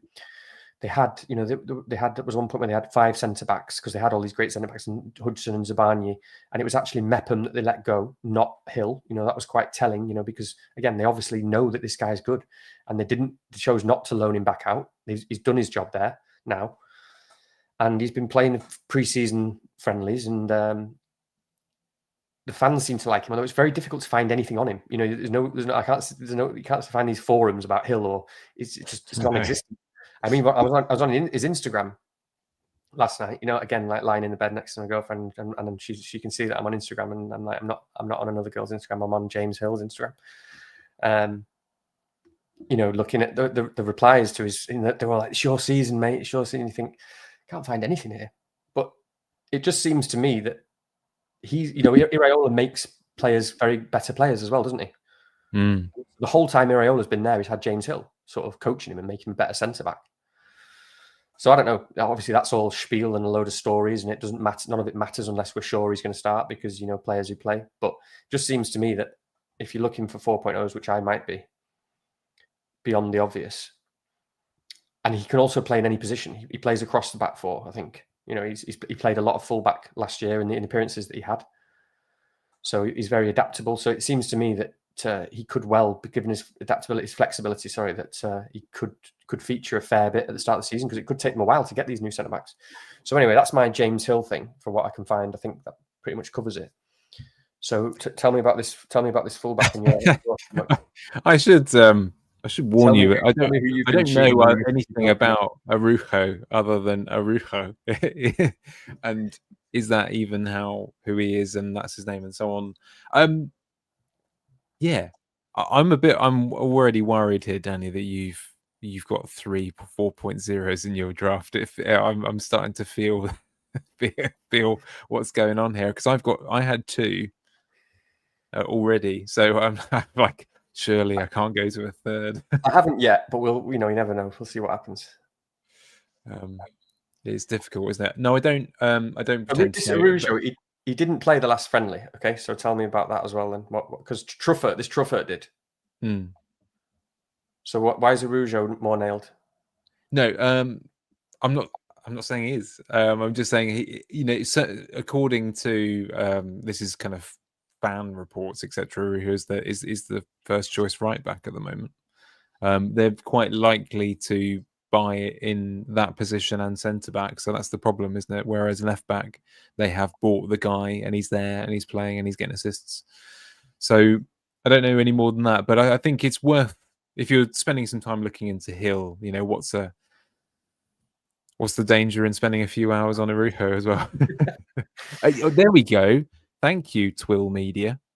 Saviour. Look, Arujo's been given the number 2 shirt, and that is stone cold evidence, Danny, that Arujo... Right, we've got a Bournemouth fan there, so I want to know about his minutes. I want to know what. Yeah, I guess we'll have to watch more friendlies. But do we know that Twill Media is a Bournemouth fan? This is really significant. I think it is really significant. If you're a Bournemouth 4.0s, I mean, there might be 2. It's pretty significant, isn't it? Adam Smith is something like 34 now, and he's the other. So it's like a Danny Ward, not Danny Ward. God, who's the guy? Who's the Crystal Palace guy? Joel Ward. Yeah. Oh, he's not an that's not very helpful. He's not a Bournemouth fan. It's Hippie. It's FPL Hippie. I know him from Blue Sky. I recognize that name. If you could do us a favour and become a Bournemouth fan and become an expert very quickly, FPL Hippie, that would be incredibly useful. All right, well, let's move on from Bournemouth. I know that we could talk about Bournemouth 4.0s all night. I'm interested to see how this is going to affect your thinking going forward. But you've got next pick. Let's go to Brentford. Yeah, actually, so a few notes on them that we found out about stuff about recently. I was quite interested to hear that. I don't know who was talking about this earlier, but I know that a few Brentford fans are convinced that Wissa is that they really don't want to sell him because of the shortness of time required to replace him. But of course, he does seem to be trying to force a move. The only other notes that I've got on them really is just that obviously Thiago does seem to be getting regular minutes. He's clearly playing in that 9 spot. He looks good. He's definitely a handful. I think, as we know, he's a definite viable 6 million player. And then, of course, Lewis Potter playing a left wing role at 5 million for a defender. But I think this is something that you flagged. So yeah, I'll let you run through with it. Yeah, I mean, I've probably spent an unacceptable amount of time thinking about Thiago this week as well. And Brentford. I generally feel pretty good about Brentford, first of all. I suppose that might just be in comparison to everyone else, because most people are just looking at it like, yeah, they've lost the manager, they've lost Bumo, the best player, and they've lost Norgard, is it? Keep getting Norgard and Damsgaard mixed up. Norgard, isn't it? And potentially Wissa. But we said on the last pod, so I don't want to repeat too much. We don't know yet about the manager. You sent it to me, didn't you? I'd just seen it as well. We saw that video of him, of the manager. What's his name? Keith Andrews at the training ground. It was like a 15-minute video, and it was good, and it was quite funny, and he was very friendly with the players, wasn't he? But it was kind of good. It was fine, and somebody done the caption, David Brentford, which was quite funny underneath, because it did strike me as a bit of a David Brent character. But yeah, as we said last time, that's I trust Brentford in their recruitment process. They've been doing this already. Thomas Frank was also an assistant that nobody had heard of, and they gave him the job. They've worked with this guy, Keith Andrews, for about a year. He is like a really intense guy. I quite like what I'm seeing. He's been successful at all the jobs that he's done, set piece coach, etc. So I've said all this already. So I have faith in Brentford's system to choose the right manager. And then you just think, they've got a lot of very good players. They've managed to put together a team of very good players, like Premier League quality players. And Damsgaard in midfield, and they've got and Sharda's obviously very good. They've got Wissa, who might stay. They've got Thiago. They've got Carvalho, and the defence seems tight. And I think that sort of centre back partnership struck up a bit last season. Vandenberg and Collins, is it? Collins has been like really impressive again. He's like one of those players again you got to change your impressions of a little bit, because he just looks really good, and probably better than most think, although he's 5 million in FPL.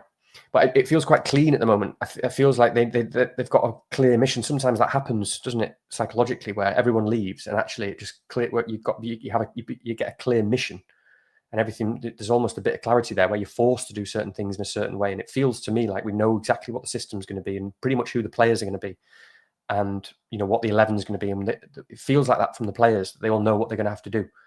There seems to be very clear messages from the coach, from what I see, and I quite like that. They've also got Kel Heller, who's a brilliant shot stopper and a good keeper. So it feels to me like quietly, and there's a bit of that mentality of, we're going to show them that we can do it without our players. And we've got a lot of players who want to prove themselves, a lot of players who've just come in good. Again, the player recruitment's always good. And so suddenly Sharda's the one coming out. They've always replaced these players in the past. And so I said before, I mean, Kel Heller's pretty locked for me, but again, that's because I go 4.5. But I keep seeing people going, I can't trust him, or you can only trust the Forest keeper. And yeah, fair enough. Maybe I'm getting a bit wrong in terms of the Forest keeper. Maybe he is a lot better, because Forest are good, and he sells his clearly a good keeper. But there's no logic with goalkeepers. We've seen it with Brentford before. The keepers tend to get a lot of saves. Whether that happens under a new manager, I don't know. But and he's a very good shot stopper, and and they've typically always been pretty high up on the goalkeeper scoring, because you get a lot of these 3s and 4s, where even if they concede a goal or two, the keeper's making 5-6 saves. They now get an extra bonus if those saves are in the box. And yeah, Kel Heller's a brilliant keeper. It's the sort of one you can see. Sometimes keepers are so important sometimes a brilliant keeper is we saw it in Champions League. It's like the reason why you get a clean sheet is because like he's damn hard to score against, and you're going to have to hit a really good shot to get it in, kind of thing. So I feel good about them. And then just to say, so again, thinking about Thiago, it does remain to be seen. It is a leap of faith a little bit because he didn't really play at all last season. He was very unlucky with injuries. He had this bad injury, and then he was kind of coming back from it in December, and then it was a knee injury, and then his knee injury got infected, which is a strange one, and that set him back for pretty much the rest of the season. But I like the look of him and what he offers because again, in that system, I don't think, to me, clueless me, who just sort of coming from a pretty ill-informed place, but to me, do you really just want a Wissa? I mean, Wissa's brilliant as a number 9 and a goal scorer, and that's what I think he could do that in that system last year, where he was just basically just found himself in the end of brilliant chances all the time in Thomas Frank's system. But Thiago is more than that in terms of a centre forward. He's a big guy, he can hold the ball up, he's got lots to his game. You sort of quite like that in a 4-3-1, and then, but more importantly, it's just that he's the club record signing, Thiago. This guy is staying, because I think Wissa may well not leave. I can very much see that happening, because Brentford always said they don't want to lose Bumo and Wissa in the same window, and Wissa's kicked off, and it obviously depends on what other clubs, but I can't really see necessarily Newcastle. If Newcastle lose Isak, do they really want Wissa? I mean, maybe I don't rate Wissa highly enough. I know he's a very good player and a very good goal scorer, but you've got to have a lot to your game to be like the centre forward for Newcastle, for example, or something like that. You've got to be you've got to be able to do a lot. Is that enough for Newcastle and for the fans? I don't know. So it's hard to see who's going to buy Wissa. He might have made a bit of a mistake with the fans in terms of what he's done. But I think if he stays, to me, and I spoke to, again, part of all the reading stuff, I messaged, just looking now at FPL dummy Tom, who's did the correspondence thing on Planet FPL. And that was good. Because to me, and he didn't really say this on the pod, but then I've been doing a lot of sort of thinking. So I've asked him, and he sort of agrees, because I think if Wissa comes back, they'll both play. Why would you have basically your club record signing, 35 million quid, who's really good forward and striker and number 9? Wissa was originally signed as a winger, and he wasn't actually a winger. Yeah, he was arguably better as the number 9 and did move into that number 9, but he was signed as a winger. He's a winger. I can't, when you've got a team that's stretched, that's lost all its players, do I see them having their 2 players that are worth 40 million quid or more, one of them playing and one of them on the bench? I can't see that happening. So to me, it's and it does depend, as Tom said, if they sign a right winger, because I think they will try and sign a right winger, and that might affect minutes in terms of then you've suddenly got 4 players for 3 positions or for 2 positions. But again, there's a bit of a leap of faith, and it depends if you're stretching out. I just think I can't see, as long as Thiago's fit, because we don't know hopefully he's fully recovered from this long injury. But I think he's going to play, and I think he's going to be good. And I think he could be on penalties, and he will be on penalties if Wissa does leave, which is, again, seems like 50-50 at the moment. So that's my kind of thought on Brentford. I think that the 2 6s that we've talked about here early evening are definitely more, I don't know, they pique the interest more than the 5-5s to me. I think, whether it be Thiago or Fulkrug, I mean, at least they've shown something in pre-season to show that they are relatively central to the kind of format that both teams are taking. They've got the confidence of the manager, and they seem to be central to their attacks at the moment. So I think it's of interest. How likely are you to see yourself at deadline next week with a 6 million forward then? It's quite a real tough one. It's one that's been really racking my brains a lot, and obviously it's kind of silly making this prediction because things change day by day, doesn't it? Like, I think every day this week I've thought to myself, I wish the game was starting tomorrow, so that I can have this team, and before they all become before every team becomes the same, as it kind of invariably does, as everyone moves towards a similar team. And then I know it's so much so, such an arrogant twat. And then the next day you think, oh no, shit, no, I'm glad it didn't start today because now my team's different again. So,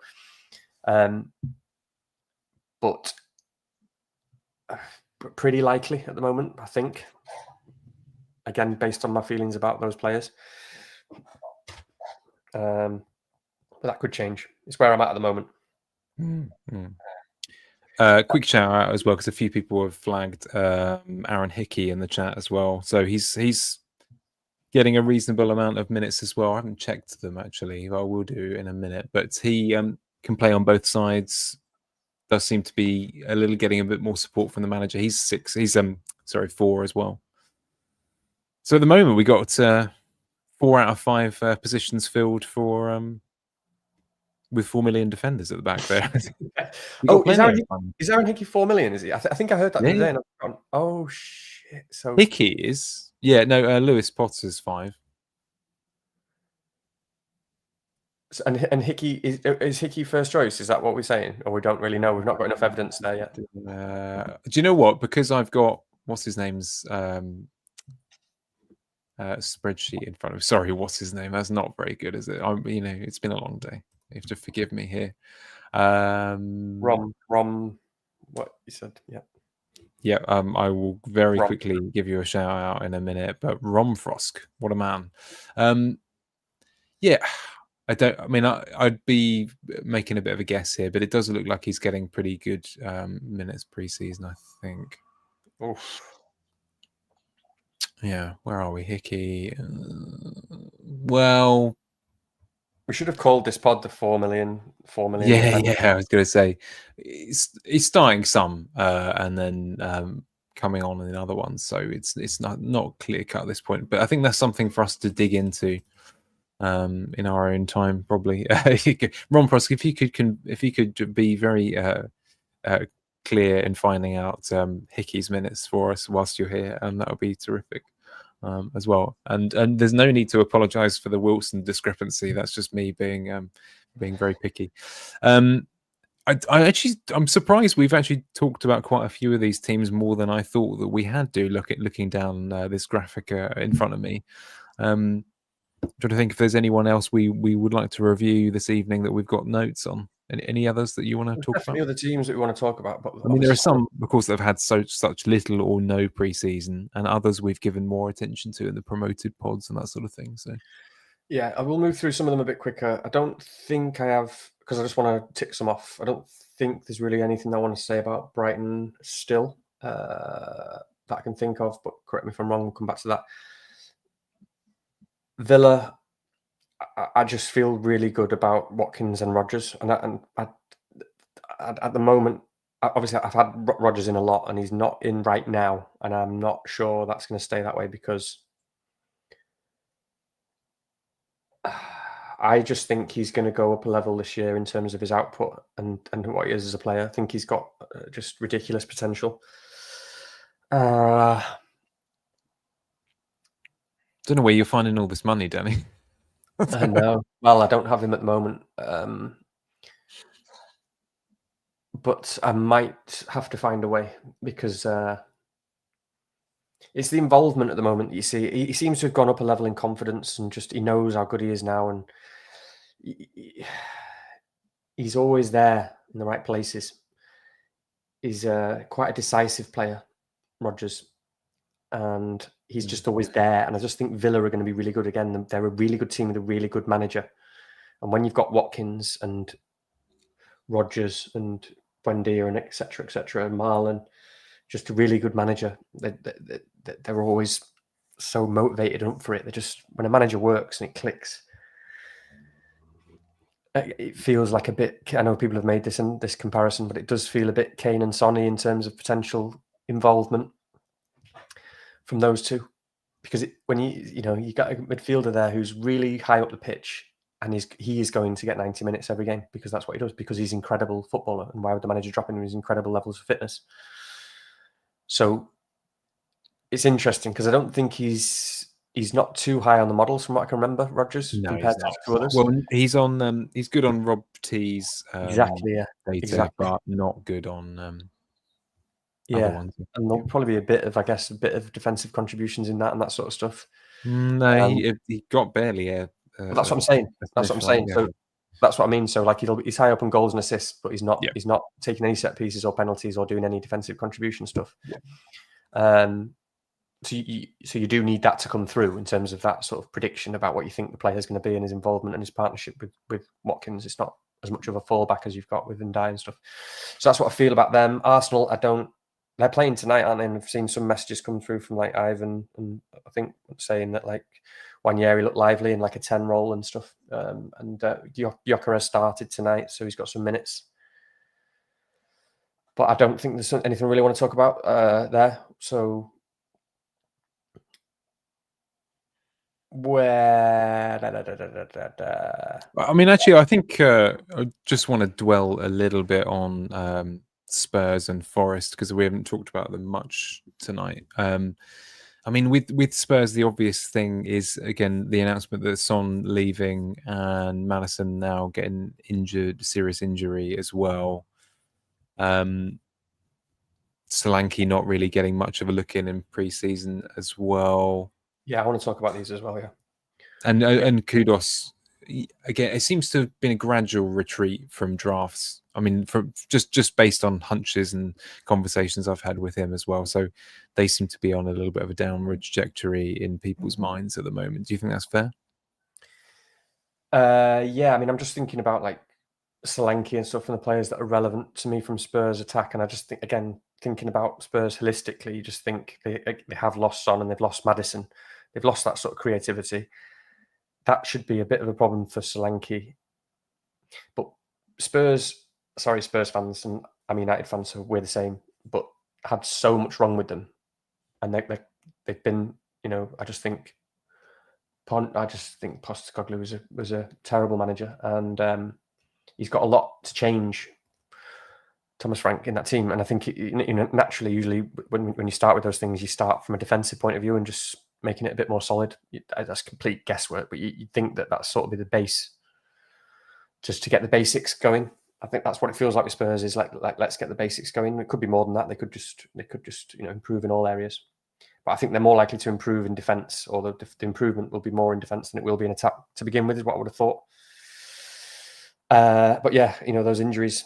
So it makes me feel a bit better, basically, about not having Solanke to begin with, because on paper he should be a great pick, and he could well be, and he's not got any minutes yet, so that's another thing. But likely penalties, always been a kind of good, robust player.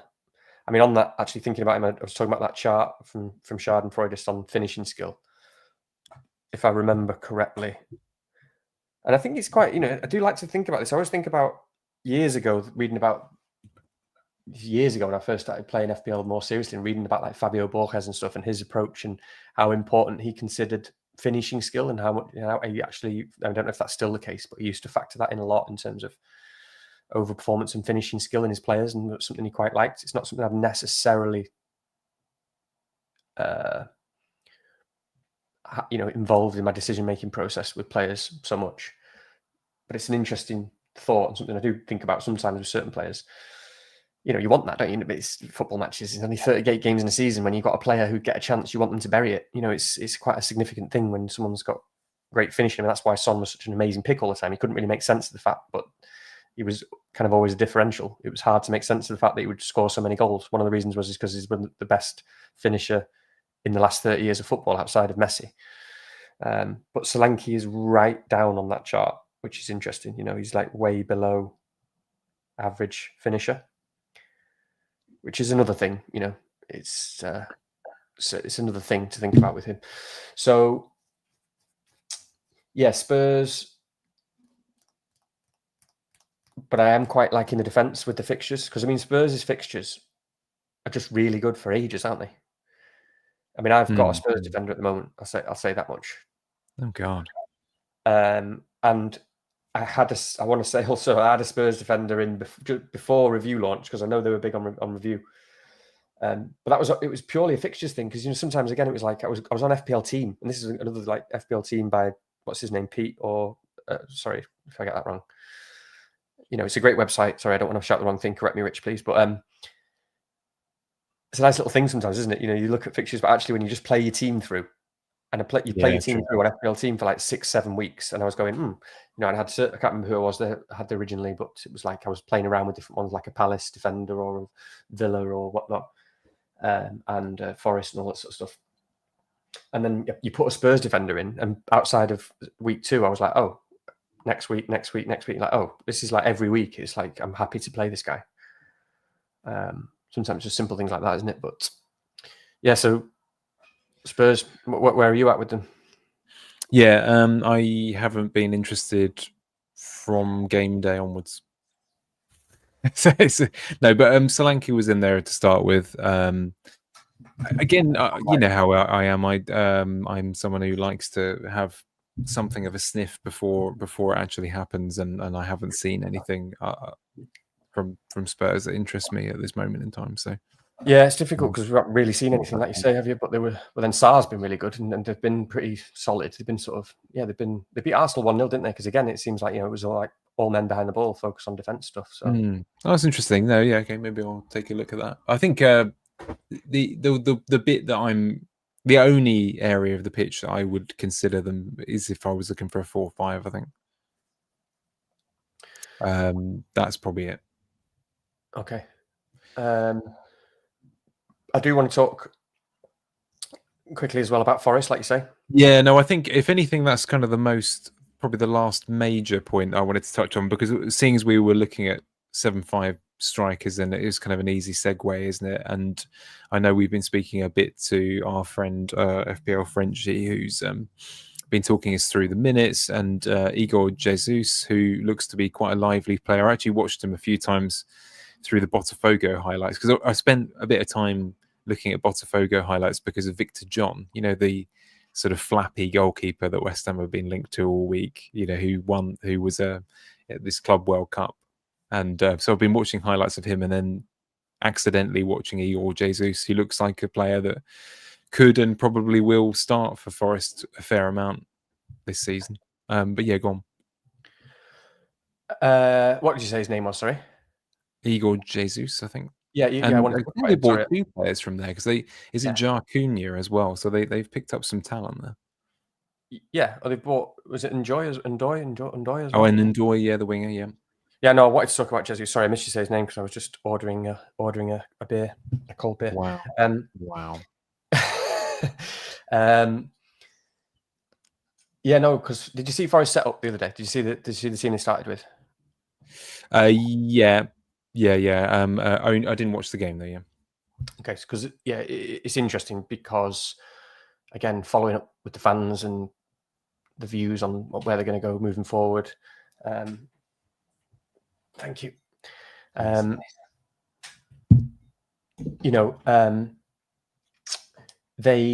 a feeling that to progress in the club, they need to sort of change the style of play and, have a bit more kind of possession kind of play, or utilize these different sort of players. And it's not just the way they were playing last season. And when are they going to do that? And how are they going to make that progression? And this is part of the reason maybe that Jesus had been bought, who's looks like a great player, by the way. He's got a very good goal scoring record. Came from, what is it? I've forgotten how you pronounce it. Yeah. Logo, yeah, sorry. And like you say, and scored in the Club World Championships. And then there was a sort of feeling that we don't know when that'll happen, but it won't happen yet. There's a lot of turmoil, but not turmoil, but there's been a bit of turmoil at the club, and they've lost Alanga, and they've managed to keep Gibbs White and so on. So then I think it was a bit of a surprise to see them just suddenly come out with that team, and that might be what they do, because they obviously played Gibbs White deeper. They might have just been playing around with it. We probably won't see them necessarily do that in the Premier League straight away, but they played Gibbs White deeper, and it was Jesus kind of in the 10 behind Wood, with Ndoye on the left and whoever it was on the right. Hudson-Odoi. And the reason why I'm following this and thinking about this because I'm thinking about Chris Wood. What are the implications for Chris Wood? Because I'm terrified of Chris Wood, and that's that's the thing I'm thinking about. I'm not overthinking the defense, because that's one thing that has looked pretty tight pre-season. They've got all the fit players. They've got a great goalkeeper. They've got a very good back four, and they've got good fixtures. Anderson was. I didn't see the whole game, but I watched a lot of the reactions afterwards, and I watched a full hour video afterwards on YouTube from Forest fans, the guys who do the Forest thing. I think Baker was on their pod, and Mark's been on it before, and they just said that Elliot Anderson is absolutely incredible, and I think that he's just moved up a level, and he was just the best player on the pitch by a mile, which is interesting, because every time I watched Elliot Anderson, I know there's a whole thing with the DEFCON now, but every time I've watched Elliot Anderson, he always looks like the player that you can just see all the time on the pitch, because he's just so involved. He seems to be the one who does everything. They were saying he was absolutely sensational. And I think Jesus was good again. There was no word. This is the weird thing about Forest fans is I sat through again like an hour and 10-minute podcast. Really, I'm just hoping to talk about Chris Wood. What are the implications for his minutes? Not mentioned once. His name wasn't even mentioned. Even he played the game. I think they said they sort of touched on saying sort of getting the best out of Wood.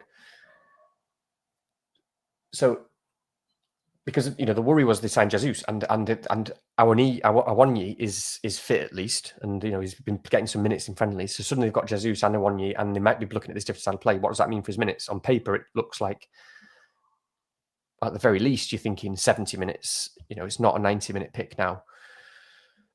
What does it mean for the style of play? Blah blah blah. So, but then Jesus starting, that's good for Wood's minutes because he's not someone who's coming on for Wood anyway. Zoff pointed out that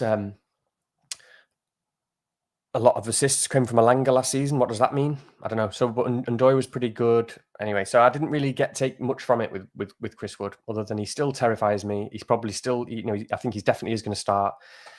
I think his minutes are more like sort of 70 oddish. I think the big thing though is, and I was asking you, and I wonder. The thing with Wood and him being so terrifying last season, I did own him a lot myself as well. It's the 9 pointers that are terrifying, isn't it? It's weird, isn't it? Because the 6 points is not terrifying at all, and you can live with it. But 9 points is terrifying. And so I'm kind of hoping. I mean, the big thing is the penalties. So that does dent the 9 pointers. Although Wood, I think, only had 1 penalty or something last season, and maybe 2. It didn't make. I don't know. I think he scored a fair few. No, he didn't. He didn't. I don't think he did. I think he scored 2. Chat can correct me if I'm wrong. I said that earlier because it's kind of annoying because as soon as these rules came out, everyone was like, "Oh, well, that kills Wood." Then and it's like, no. Yeah, you Wood, did say that before. It was like Wood scored 20 league goals and 18 of them were non-penalty goals. So, oh no, it was 2 league goals. Okay. 2 league penalties, both against Bart Verbruggen. One of them was in the 7-0 when he got a hat-trick, so that wouldn't make a difference to his bonus anyway. So that does dent it a bit. And then you sort of, I think it remains to be seen, but people have done these calculations a bit. But, because obviously it should be a bit better for defenders bonus. The tackles thing is significant. That it's just, it's no longer net tackles won. It's just tackles won. And I don't know. I can't remember with the shots on target. That helps a bit, but I don't think that's changed from last season. Whereas Wood isn't really one who gets volume of shots. He just gets 1 chance and always scores it. So this is what I'm telling myself basically is that hopefully we don't need to be quite as scared of a 9-pointer, and maybe because I can take a few 6-pointers if I don't have Wood. You know what I mean? So yeah, that's where I'm at. Unless you want to say anything else, because I know you're on a time, but I do want to just say quickly something about Leeds very quickly as well. But yeah, no, that's fine. I was just I looked it up myself for the Wood penalty situation. It looks like he had 3. So but 2 were against Brighton in different fixtures, and then 1 against Ipswich. But you're right; it's not a predominant area source of his goals. So it's quite an interesting thing. So I instinctively thought it would have been maybe like 4 or even more. So that's quite interesting. No, I think we think we can go to Leeds, and then we'll probably wrap up in a minute. Yeah, we'll go for it. I didn't want to say I know that the defenders are the only thing I've been looking at, if I'm absolutely honest. So I've been paying a bit of attention to the centre backs, and of course, so both centre backs and left back are all predicted to be are all 4 million. So I think they are interesting. And again, there is that situation where if it is to be a bench boost one. And that's still something in the background, isn't it? Depending on the Dubravka situation, etc.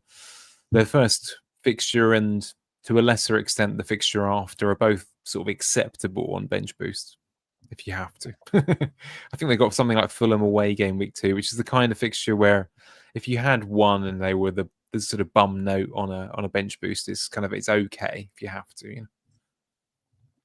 Yeah. I mean, it's interesting because, like I say, both of Leeds' first choice centre backs are 4.0. And I suppose just I've slightly redressed how I'm thinking about Leeds. Just following up what I've been listening to this week, and again, one of the most recent one was Ted Knutson again. But the kind of general thing was, Burnley were extremely fortunate to get as many clean sheets as they did. Massively overperformed as what they should have done in the Championship, and Leeds slightly underperformed. And actually, Leeds were basically miles better than everyone else, in attack and defence. And actually, Leeds' defence is essentially better than Burnley's. I don't want to, I suppose you'd have to say it maybe definitely is now, given that Burnley have lost the keeper and one of the centre backs. But it was just kind of thinking, okay, I just want to slightly shift how I think about Leeds in my head in terms of they have a real possibility, maybe more than most for the last few years, and maybe even the next few years, of actually staying up compared to what it's been typically like, and the gulf that's between them because they are that good. So that's just one thing to think about is, okay, so let's think about Leeds as maybe one notch up in my head as to where they were slightly. I knew they were the best of if they won the Championship, etc. But addition to that, I also just wanted to quickly mention Pirro, or you said Piru or something. Again, I've looked into that a little bit because he's 5.5, and I'm like, we're looking at cheap strikers. We're seeing who's available. He appeared on that chart that I keep throwing to him, finishing skill very high up. And I'm like, okay, so hang on a minute. We've got a guy here who was a top scorer in the Championship last season, and his finishing skill historically is quite a bit above average. And I think he's on penalties. So I'm like, what's going on here? But actually, quite brutally, the general consensus that I understand is, which is, I think it's been made like kind of public, even with the manager, is that there are considerable doubts that he is not able to make the step up to the Premier League. Oh wow!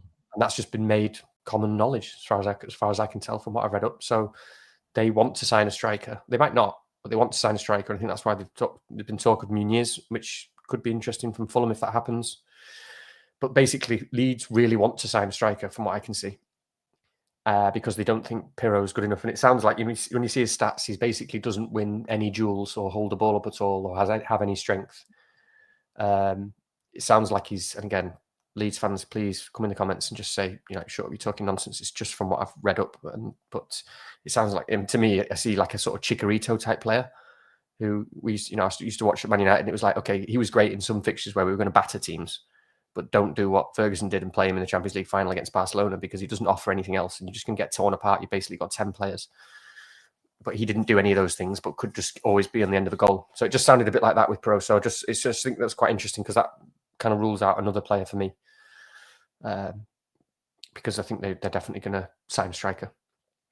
Yeah, no, it does sound like it. All the noises this summer suggest so. Anyway, I mean, he's had a pretty good preseason actually from a goals and returns point of view, but clearly doesn't seem to matter too much. But that was the talk of the town pretty much from the start of the transfer window, that they were looking in that area.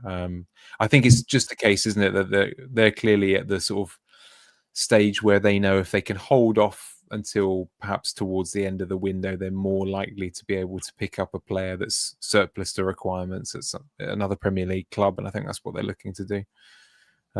So yeah, I mean, they were in for Callum Wilson. It's too bad that they weren't a bit quicker off the mark. That would have been terrific. What can you do? But there you go. Cool. I'll probably wrap that up there, because I think that's probably a good position to stop. But yeah, I think some pre-season learnings there. But please do drop into the perhaps not in this live chat, but in the one when the feed goes up properly and the videos up on YouTube. Please do put your thoughts about pre-season there. And a good chance for you to kind of share any learnings that you've had. And for JJ Parker in the chat, you're quite right. Arsenal away for Leeds game week 2. I for some reason thought it was Fulham, but that's an error on my part. I'm just going to share one earlier slide one more time if I can bring it up. I'm sure Danny knows what I'm going to do here, but just a reminder of our mini league. So mini league code for those on audio, and whilst you're busily typing the league code in alongside smashing the like and subscribe and sharing it with your grandmother, if you can punch in lowercase L, Z, K, I, 6 and K, and that's the way you slip into the mini league and challenge Danny. Obviously you're fighting for second place behind me. You never know. It could be true. No. I'm due a stinker. I think it'll come this season. Well, fingers crossed. It's good for the pod. Good for the pod. So. As long as one of us is doing all right, then the pod should be all right. Yeah. Oh, which means we can't have similar teams. I hope your draft isn't going to look exactly. We're not seeing each other's drafts, so I hope when we see you next week, we're not got the same teams and all that sort of stuff. It hasn't changed. So, well, no, sorry, it hasn't changed since I changed it, which is a good week ago. So, yeah, wow. But I need to catch up. There's a bunch of highlights that I need to see. So, and as you know, I'm in a situation for the next couple of weeks where I can barely look at things. So that should be fun. But we won't talk about that here because that's probably not acceptable. Private joke. Anyway, but yeah, great. I'll wrap up there. Yeah, thanks for tuning in, and we're going to be back next week, aren't we? At least once, and there might be a guest in tow, but we'll see how that pans out. I'll announce that in all the regular places.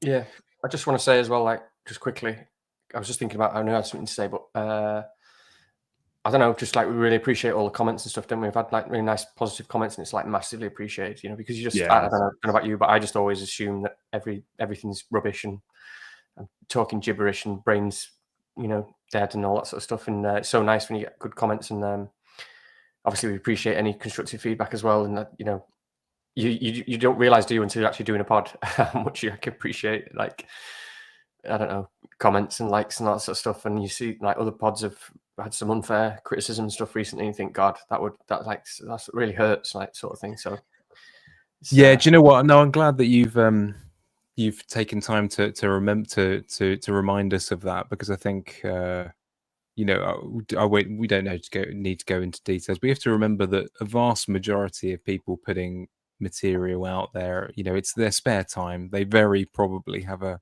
day job. They just enjoy making it because they hope that people enjoy it and they want to share it and that sort of thing. And I think, you know, it is worth taking a step back sometimes, just remembering these are some people giving up their free time and just putting it out there. And if you don't like it, you don't have to watch it and that sort of thing. And if you do like it, actually, that it really is worth double when you click on the likes and that sort of thing, because it means a lot to the people making it. So yeah, I think that's a good moment to recognize that. So thank you, Danny, because yeah.